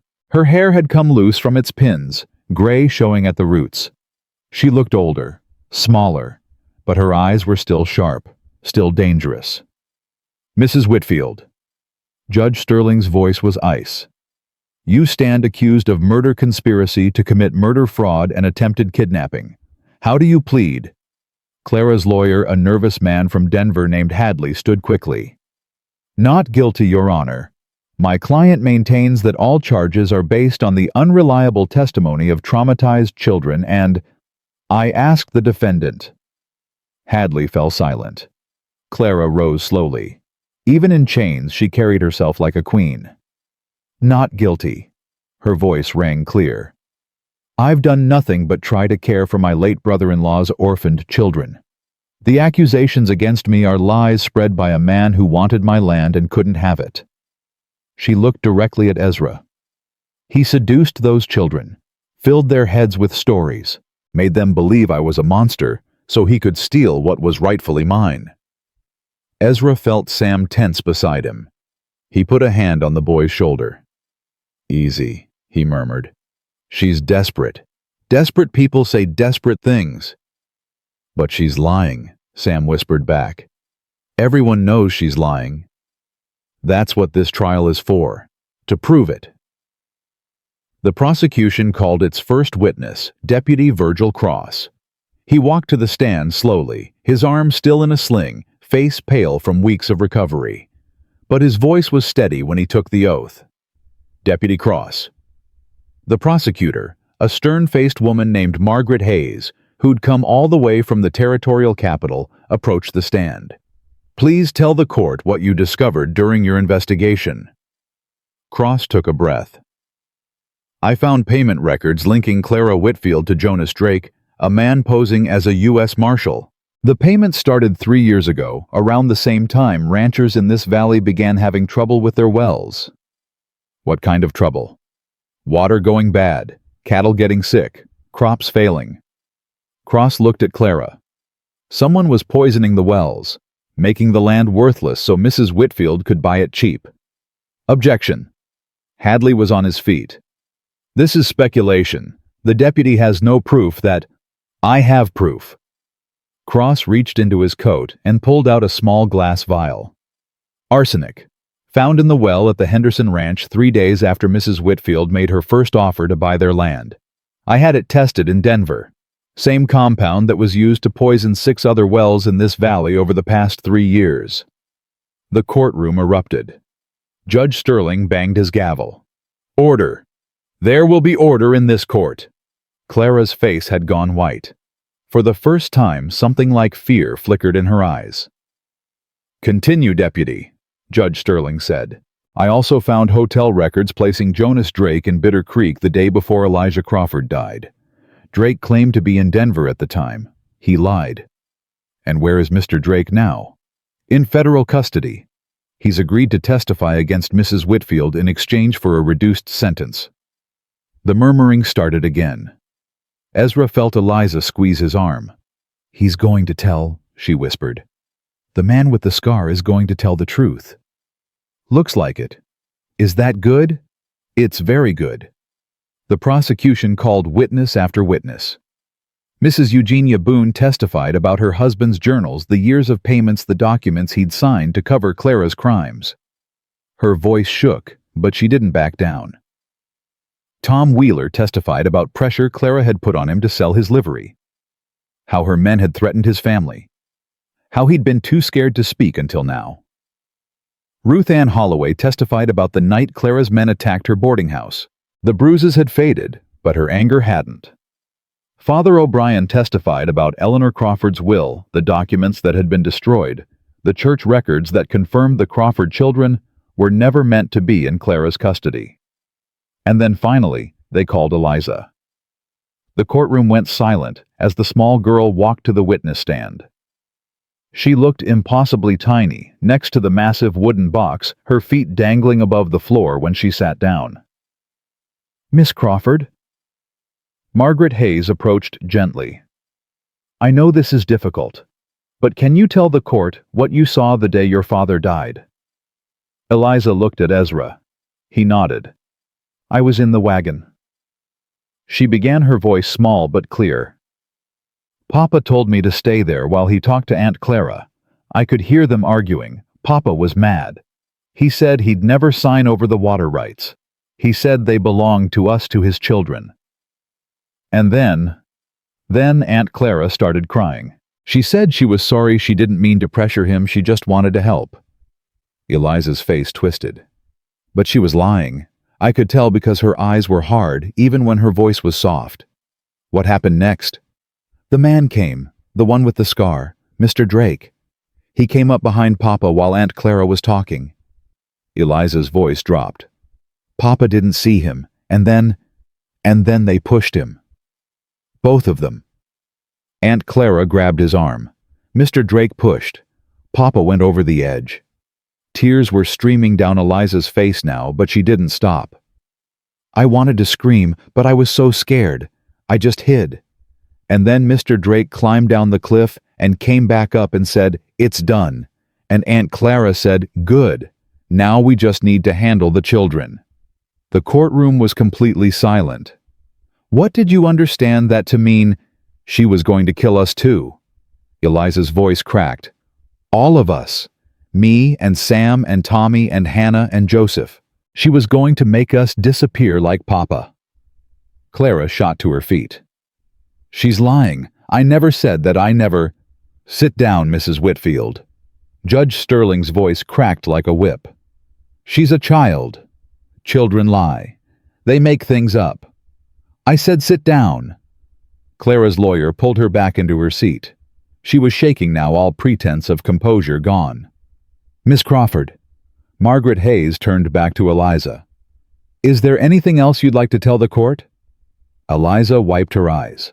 She looked at Clara for a long moment. Mama used to say that water finds its way. No matter how many rocks you put in front of it, the truth is like that too. She lifted her chin. You can't stop water, and you can't stop the truth. When Eliza returned to her seat, Sam put his arm around her. Tommy leaned against her other side. Hannah reached over and squeezed her hand. Ezra felt something break open in his chest. Pride. Love. Gratitude for these 5 children who had been through hell and still found the courage to stand up. The prosecution calls its final witness. Margaret Hayes turned to face the courtroom. Jonas Drake. Guards led Drake into the room. He was thinner than the night of the confrontation, his face pale, the scar standing out stark against white skin. He walked with his head down, refusing to look at anyone. Until he reached the stand. Then he looked at Clara. Something passed between them. Fear, hatred, the knowledge of shared guilt and inevitable betrayal. Mr. Drake. Margaret Hayes approached. You've agreed to testify truthfully in exchange for the prosecution's recommendation of leniency. Do you understand what that means? I do. Then please tell the court about your relationship with Clara Whitfield. Drake took a breath. I met Mrs. Whitfield 6 years ago. She hired me to handle problems for her. People who wouldn't sell their land. Ranchers who refused to cooperate. What do you mean by handle? Whatever was necessary. Threats first, then accidents. Poisoned wells. Barn fires. Drake's voice was flat, emotionless. And when nothing else worked, more permanent solutions. Such as Thomas Whitfield, her first husband. He found out what she was doing, was going to go to the authorities. Drake paused. She asked me to push him down the stairs, make it look like he fell. Gasps rippled through the courtroom. And Elijah Crawford. Same thing. He wouldn't sign over the water rights. She said the only way to get them was if he died and the children were in her custody. Drake finally looked at Clara again. So we killed him. She held his arm. I pushed. Just like the little girl said. You're lying. Clara was on her feet again, screaming. You're lying to save yourself. I never... Mrs. Whitfield. Judge Sterling slammed his gavel. One more outburst and I'll have you removed. He's making this up. Guards removed the defendant. They dragged Clara out of the courtroom, still screaming, still protesting her innocence. Her voice echoed down the hallway until a door slammed and cut it off. The silence that followed was deafening. Judge Sterling looked at Drake. Is there anything else, Mr. Drake? Yes. Drake's voice dropped. She was planning to kill the children, all 5 of them, make it look like a fever took them. I was supposed to do it the week after Crawford died, but then they ran and... He trailed off. And what? And I couldn't find them. Drake's shoulders slumped. They disappeared, hid with neighbors in barns wherever they could. By the time I tracked them down, they'd ended up with McAllister, and then everything went sideways. Thank you, Mr. Drake. Margaret Hayes turned to face the judge. The prosecution rests. The jury deliberated for less than an hour. Guilty, on all counts. When the verdict was read, Ezra heard Sam let out a sound that was half laugh, half sob. Tommy started crying openly. Hannah held Joseph tighter, her lips moving in silent prayer. And Eliza just sat very still, her hand in Ezra's trembling. It's over, Ezra told her quietly. She can't hurt you anymore. Is it really over? Really and truly. Judge Sterling pronounced the sentence death by hanging. Clara Whitfield would be executed in 30 days at the Territorial Prison in Cheyenne. They brought her back into the courtroom to hear the sentence. She stood rigid, face pale as bone, listening to the words that ended her life. When it was done, she turned. Not to her lawyer, not to the judge, to Ezra. You think you've won? She said. Her voice was calm now, eerily calm. But those children will never be yours. They're Crawford's. They belong to their family, and you're nobody. I'm somebody to them. Ezra stood. And that's enough. It won't last. Nothing lasts. You'll see. Clara smiled, and there was something broken in it. Love dies. Family dies. Everything dies. That's the only truth there is. You're wrong. Ezra met her eyes. Love doesn't die. It just changes shape. Finds new places to live. New people to hold. Clara stared at him for a long moment. Then they took her away, and she was gone. The courtroom erupted into celebration. People were hugging, crying, laughing. Years of fear and oppression lifting all at once like a weight being rolled off their shoulders. Ruth Ann found Ezra first, throwing her arms around him. You did it! You crazy, stubborn man, you did it! We all did it. But you started it. You took those children in when no one else would. Father O'Brien was next, gripping Ezra's hand in both of his. God bless you, son. What you've done here, it's nothing short of miraculous. Wasn't me, Father. It was them. Ezra looked at the children. They're the brave ones. Then God bless them too. God bless all of you. Deputy Cross limped over his face, drawn with exhaustion but smiling. There's one more thing, he said quietly. The judge wants to see you. In his chambers. All of you. Ezra felt a flutter of anxiety. About what? Guardianship. Now that Clara's been convicted, someone has to take legal responsibility for those children. Cross clapped him on the shoulder. I think you know who he has in mind. Judge Sterling's chambers were small and warm, a fire crackling in the corner. The 5 Crawford children stood in a row before his desk, Ezra beside them. Mr. McAllister? The judge looked up from a stack of papers. You've done something remarkable here. Risked everything for 5 children you'd never met. It was the right thing to do, Your Honor. Yes, it was. Sterling leaned back. The question now is what happens next.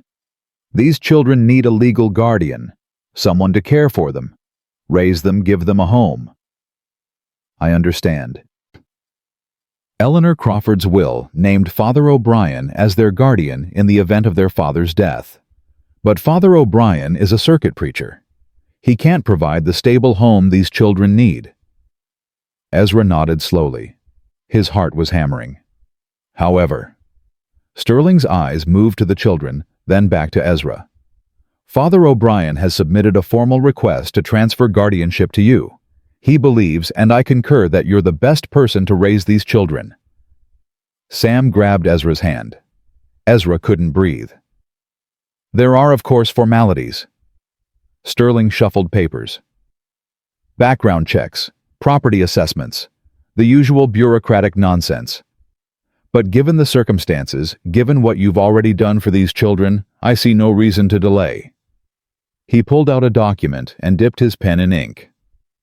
Mr. McAllister, do you solemnly swear to take responsibility for the care, well-being, and upbringing of Samuel Thomas, Hannah Eliza, and Joseph Crawford, to raise them as your own, to provide them with a home, an education, and the love they deserve?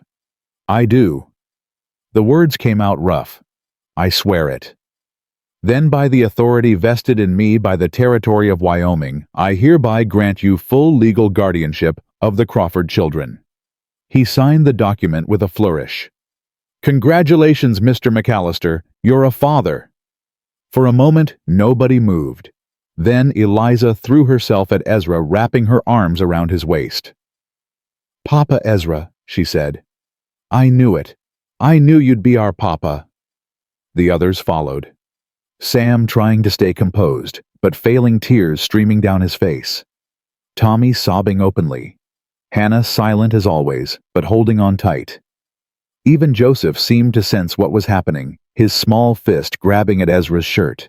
Ezra stood in the middle of them, surrounded by children who were his now legally and forever, and felt something he hadn't felt in 5 years. Complete. Thank you, he managed, looking at the judge. Thank you, Your Honor. Don't thank me. Thank yourself. Sterling smiled, and it transformed his stern face. You earned this, McAllister. Every bit of it. They walked out of the courthouse into the cold winter air. The sun had broken through the clouds, and everything was bright and clean and fresh. What happens now? Sam asked. Now we go home. But your ranch burned down. Then we'll rebuild. Ezra looked at the faces around him, his children's faces. Together, all of us. With what money? Tommy's voice was practical. Everything got destroyed. Actually, Deputy Cross had followed them out. That's not quite true. He handed Ezra an envelope. What's this? Eleanor Crawford's will left everything to her children. The water rights, the land, everything Clara was trying to steal. Cross smiled. Now that Clara's been convicted and her assets are being seized, the Crawford estate reverts to its rightful owners. Those 5 kids are Rich McAllister, very rich. Ezra opened the envelope. His eyes went wide. This says $40,000, plus the water rights to the most valuable creek in the territory. Cross laughed at Ezra's expression. Turns out you didn't just save those children. They saved you too. Ezra looked at Sam. This is yours. Yours and your brothers and sisters. It belongs to you. It belongs to all of us. Sam's voice was firm. We're a family now. That means we share everything. He's right. Eliza tugged Ezra's hand. You're our papa. What's ours is yours. That's not how. That's exactly how.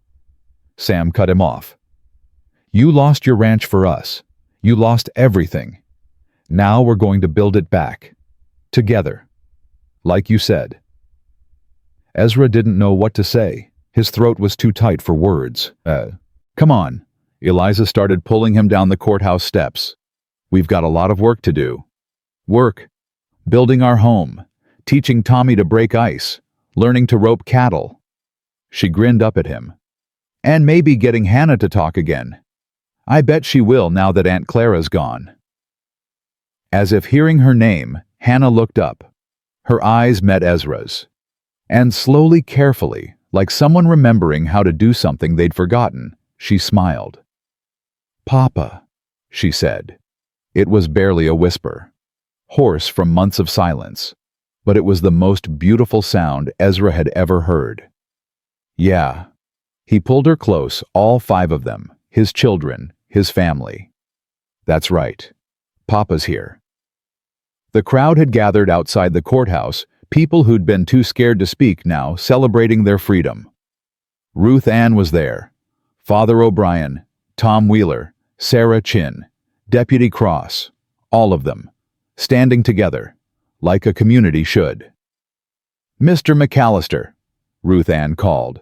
You and those children come to the boarding house for supper. I'm cooking enough food for an army. We couldn't possibly. Wasn't a request. She smiled, and her eyes were wet. It's a celebration. You're the guest of honor. Ezra looked at his children. What do you think? I think I'm hungry, Tommy said. I think Ruth Ann makes the best bread in Wyoming, Eliza added.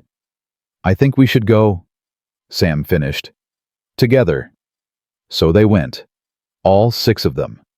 Walking down the street in Bitter Creek surrounded by people who'd finally found their courage heading toward warm food and good company, and a future that had seemed impossible just weeks ago. And for the first time since Mary Ellen and Emma died, Ezra McAllister felt like he might actually be happy.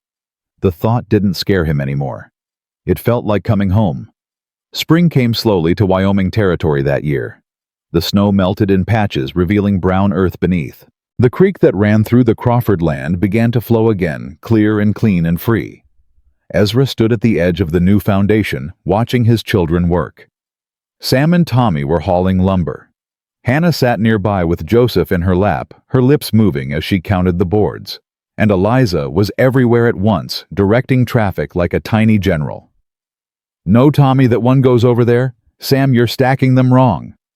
I've been stacking lumber since before you were born, Sam grumbled. Then you should be better at it by now. Ezra smiled. Something he did often now. Something that no longer felt strange.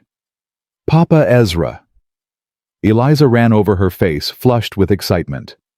Tom Wheeler says the frame will be up by next week, and Ruth Ann's bringing supper tonight. She said to tell you she's making fried chicken. Ruth Ann comes by every night. I know. Eliza grinned. She likes you. She's being neighborly. Papa. Eliza put her hands on her hips. I'm 5 years old, not stupid. She likes you. And you like her too. I can tell because you comb your hair before she arrives. Ezra felt heat rise to his cheeks. Don't you have work to do? I'm supervising. Then go supervise somewhere else. Eliza laughed and ran off. Ezra watched her go, marveling at the change. 3 months ago, this child had been starving and terrified, hiding in his barn with her siblings.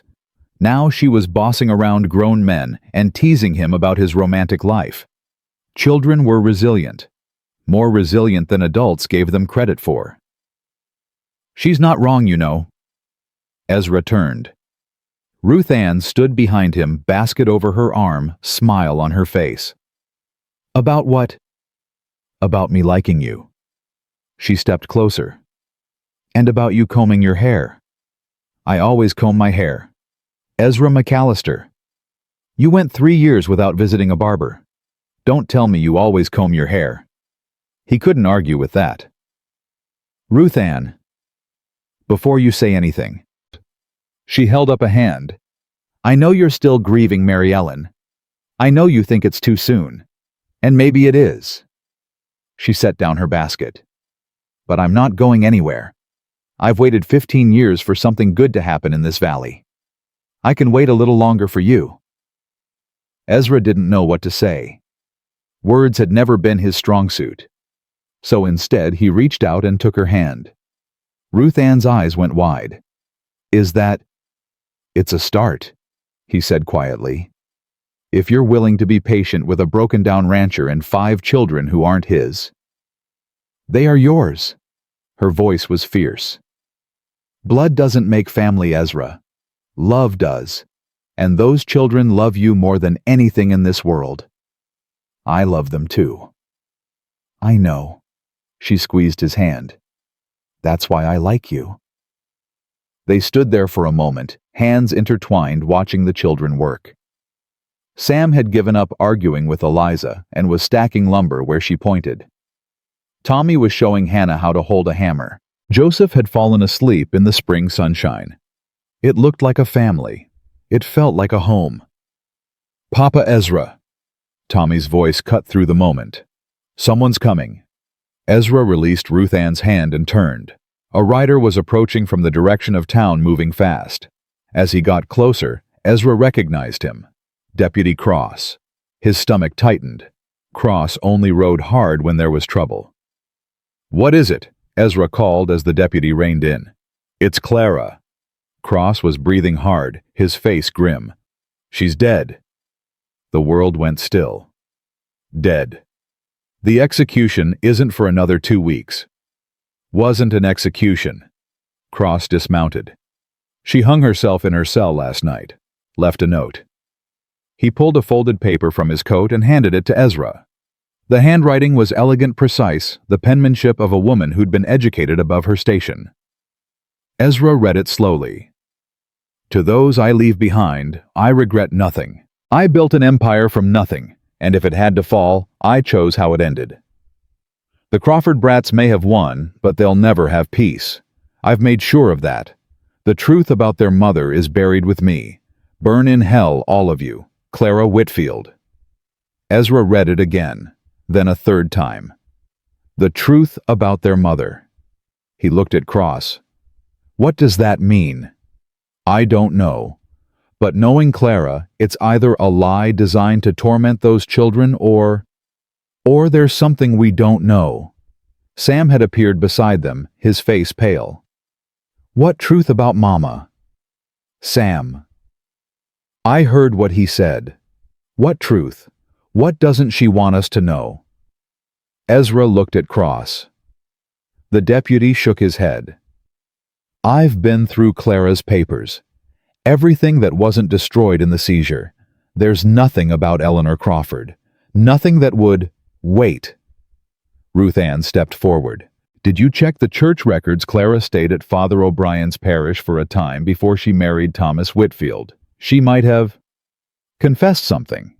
Cross frowned. That would be sealed. A priest can't break the confessional. No, but Clara wasn't Catholic. She wouldn't have confessed. Ruth Ann's mind was working fast. But she might have talked. Gossiped. Let something slip to a nun or a housekeeper. Someone who wasn't bound by holy vows. It's worth checking. Ezra looked at Sam. Go get your brothers and sisters. We're going to town. They found Father O'Brien in the church preparing for evening mass. He listened to their story with growing concern. Clara's note mentioned Eleanor Crawford. He asked when they finished. The truth about their mother. Ezra confirmed. Something buried with Clara. Do you have any idea what she might have meant? O'Brien was quiet for a long moment. His face had gone pale. Father, Ruth Ann stepped closer. What is it? I need to show you something. The priest stood slowly, his bad leg making him wince. Something I should have shown you weeks ago, but I wasn't sure. I didn't know if it was relevant.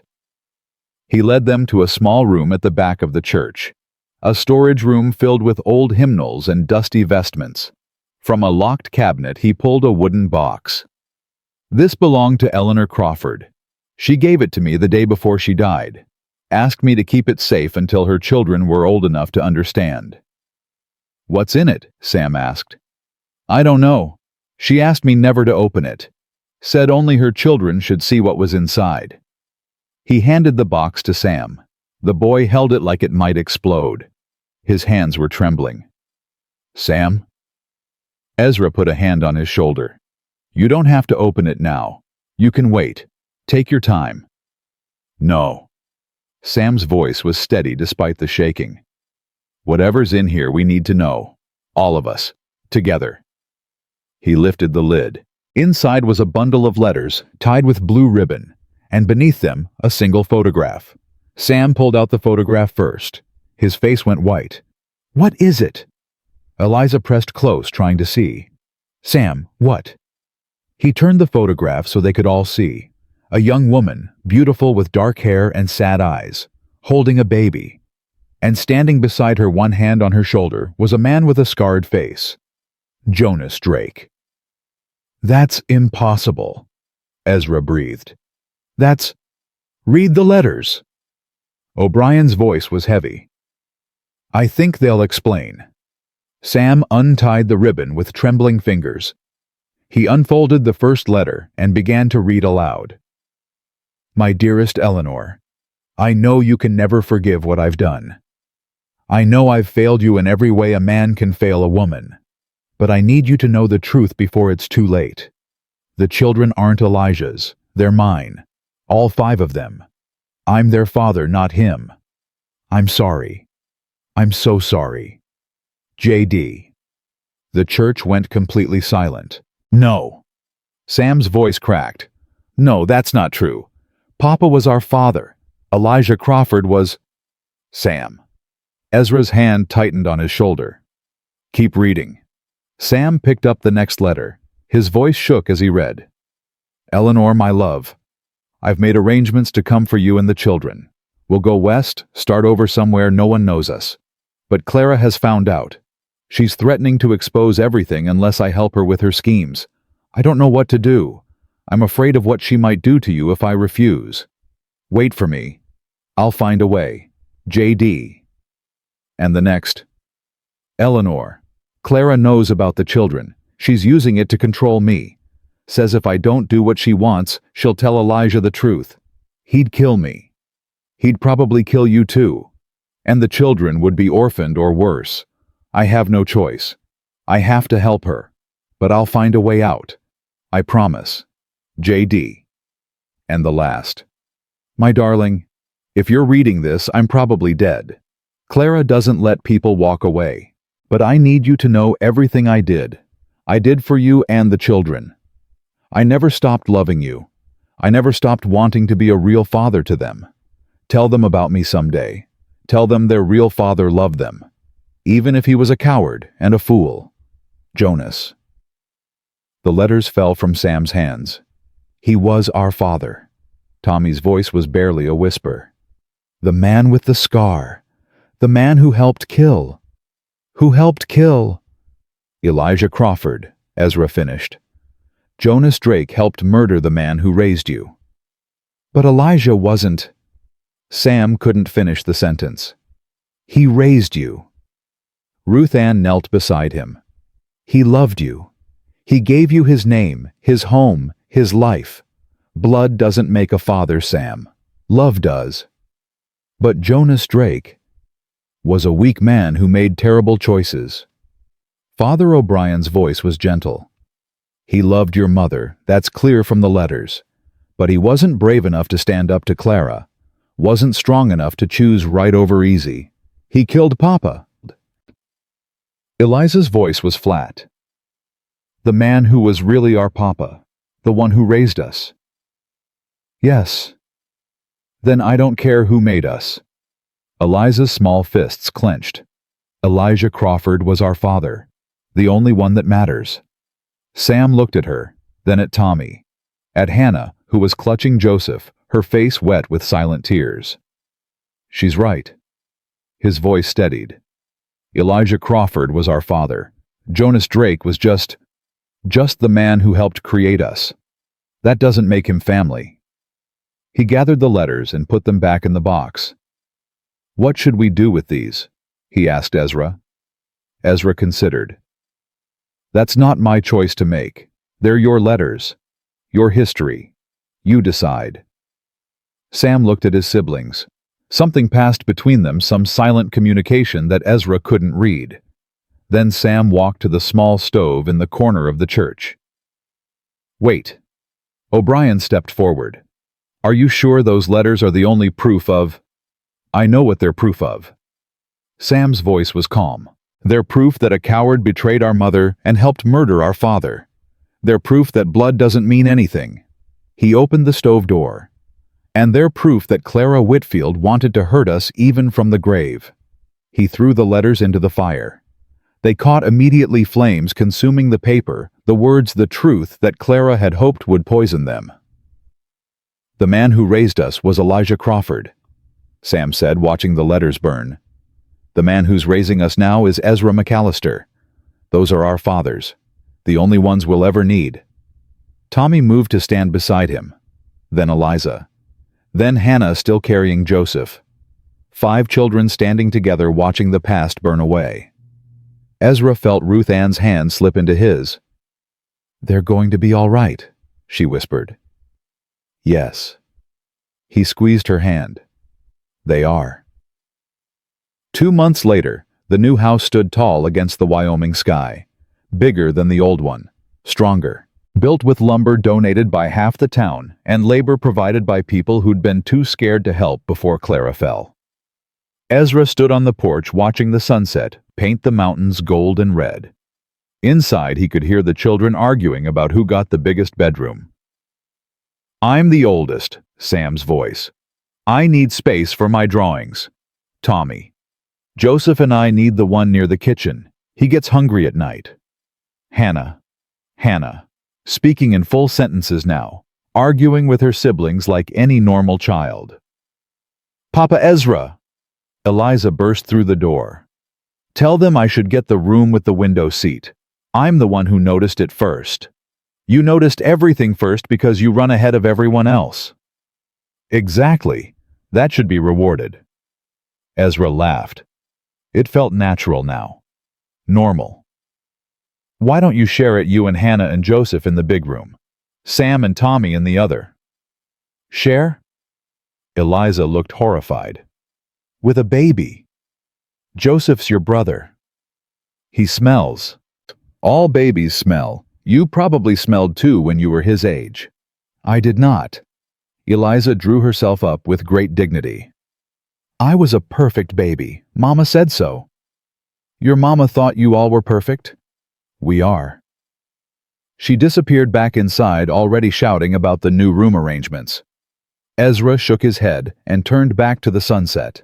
Footsteps on the porch. Ruth Ann appeared beside him, 2 cups of coffee in her hands. Thought you could use this. You thought right. They stood together in comfortable silence, watching the sky change colors. I talked to the Reverend today, Ruth Ann said finally. About us. Ezra's heart kicked. And he says he could perform a ceremony next month, if we wanted. A ceremony. A wedding, Ezra. Ruth Ann's voice was soft. If you'll have me. Ezra turned to look at her. This woman who'd stood beside him through everything, who'd fed his children and bandaged his wounds, and never once asked for anything in return. I'm a broken man, he said.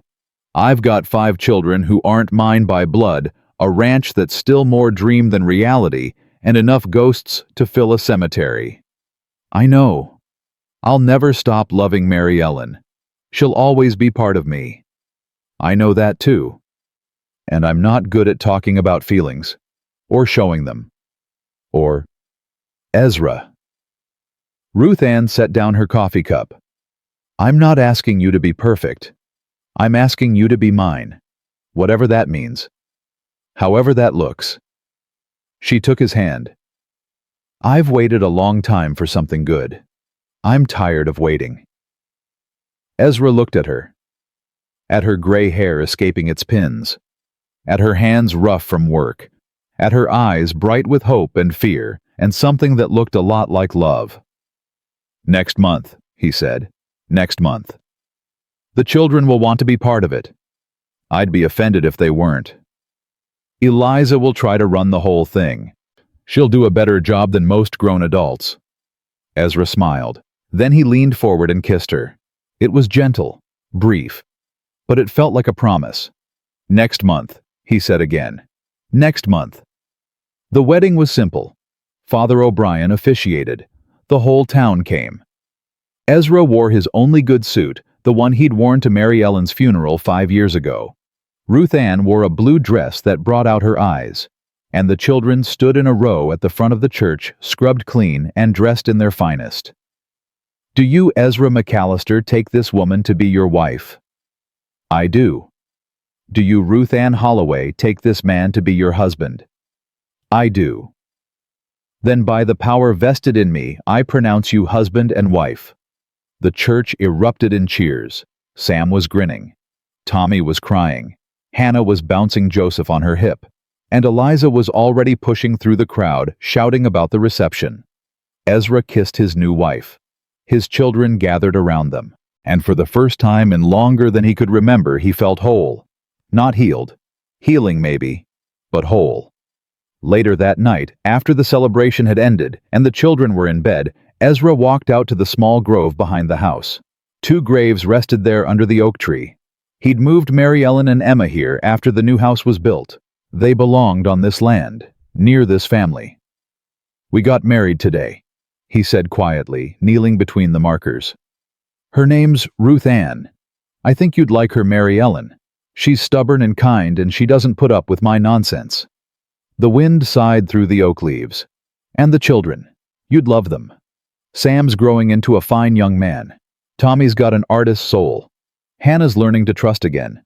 Joseph's getting so big. And Eliza... He smiled.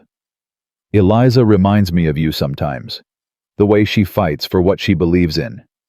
He touched Mary Ellen's marker. I'll never forget you. Either of you. But I'm living again.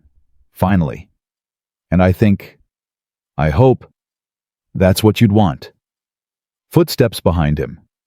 Light ones. Eliza appeared out of the darkness, nightgown trailing in the grass. Papa Ezra, you okay? I'm fine, sweetheart. What are you doing up? Couldn't sleep. She came to stand beside him, looking at the graves. Is that your first wife? Yes, and my daughter. Do you miss them? Every day. Eliza was quiet for a moment. Then she slipped her hand into his. I think they're happy, she said. That you found us. That you're not alone anymore. You think so? Mama used to say that love doesn't end when people die. It just changes shape, finds new places to live. She looked up at him. Maybe your love for them found a new place. In us. Ezra's throat tightened. Maybe it did. And maybe our love for Mama and Papa found a new place too. In you. And Ruth Ann. Eliza. So nobody's really gone. Not really. They're just part of something bigger now. Something that keeps growing. Ezra couldn't speak. He just pulled her close and held her. Come on, Eliza said finally. It's cold, and tomorrow we have to break ice. The creek's not frozen anymore. I know, but we should still do it. As a tradition. She tugged his hand. You said we have to show up every day, even when it's not hard. That's what makes us family. I said that. Something like it. I might have added the last part. Ezra laughed. It came from somewhere deep somewhere that had been empty for so long. All right, he said. Tomorrow we break ice, even if there isn't any. Good, They walked back to the house together. The windows were warm with lamplight. Ruth Ann was waiting on the porch, a blanket around her shoulders. "Everything okay?" she called. "Everything's perfect," Ezra called back. And it was. 5 years passed, then 10, then 20. Sam grew tall and strong and married Sarah Chin's niece, a schoolteacher from back east. They had 3 children who called Ezra Grandpa and ran through the house like wild things. Tommy became an artist, just as Ezra had predicted. His paintings hung in galleries from Denver to San Francisco. He never married, but he never seemed lonely either. He said his art was enough. Hannah found her voice and used it to become a lawyer. The first woman lawyer in Wyoming Territory, fighting for people who couldn't fight for themselves. She said her father would have been proud. Eliza did indeed grow up to run everything just as she'd always planned. She took over the ranch when Ezra got too old to work at expanding the operation until it was the largest in 3 counties. She married a quiet rancher who worshipped the ground she walked on and gave her exactly as much space as she needed. And Joseph the baby, who'd almost died in a blizzard all those years ago, grew up to be a doctor. He returned to Bitter Creek after medical school and spent the rest of his life caring for the people who'd helped save him. Ruth Ann lived to see all of it. She passed peacefully in her sleep at 78, surrounded by grandchildren and great-grandchildren with Ezra holding her hand. He followed her 6 months later. They buried him beside Mary Ellen and Emma under the oak tree that had survived the fire. The whole town came to the funeral, 3 generations of people whose lives had been touched by 1 stubborn rancher and 5 starving children. Sam gave the eulogy. "Papa Ezra used to say that water finds its way," he said, his voice strong, despite his gray hair and wrinkled face. "No matter how many rocks you put in front of it, it always finds a way through. He said the truth was like that too." He looked at his brothers and sisters, at their children and grandchildren. "But I think love is like that too. It finds its way. Through grief and fear and loss. Through winters that seem like they'll never end. Through everything life throws at you." He wiped his eyes. "Papa Ezra found us on a winter night when we had nothing. We were starving and scared and alone. He could have turned us away. Should have maybe. We weren't his responsibility. We weren't his blood." Sam's voice broke. Tommy put a hand on his shoulder. "But he chose us. He chose to love us, to fight for us, to lose everything he had so we could have a chance. And because of that choice, 5 children who should have died in a blizzard got to grow up, got to have families of their own, got to know what it means to be loved." He looked at the grave. "Water finds its way. Truth finds its way. And love finds its way. Always. No matter what." He stepped back. Father O'Brien's successor, a young priest named Thomas who'd grown up in Bitter Creek, said the final prayers. The crowd dispersed slowly. Generations of McAllisters and Crawfords and Holloways bound together by something stronger than blood. Bound by love, by choice, by showing up every day, even when it was hard. The last to leave was Eliza. 70 years old now, her red hair long since turned to silver, but her eyes still sharp and clear. She stood at the grave alone as the sun set behind the mountains. "You kept your promise. Papa Ezra," she whispered. "You showed up every day, even when it was hard, even when it would have been easier to give up." She touched the headstone. Beneath his name and dates, they'd carved the words he'd lived by.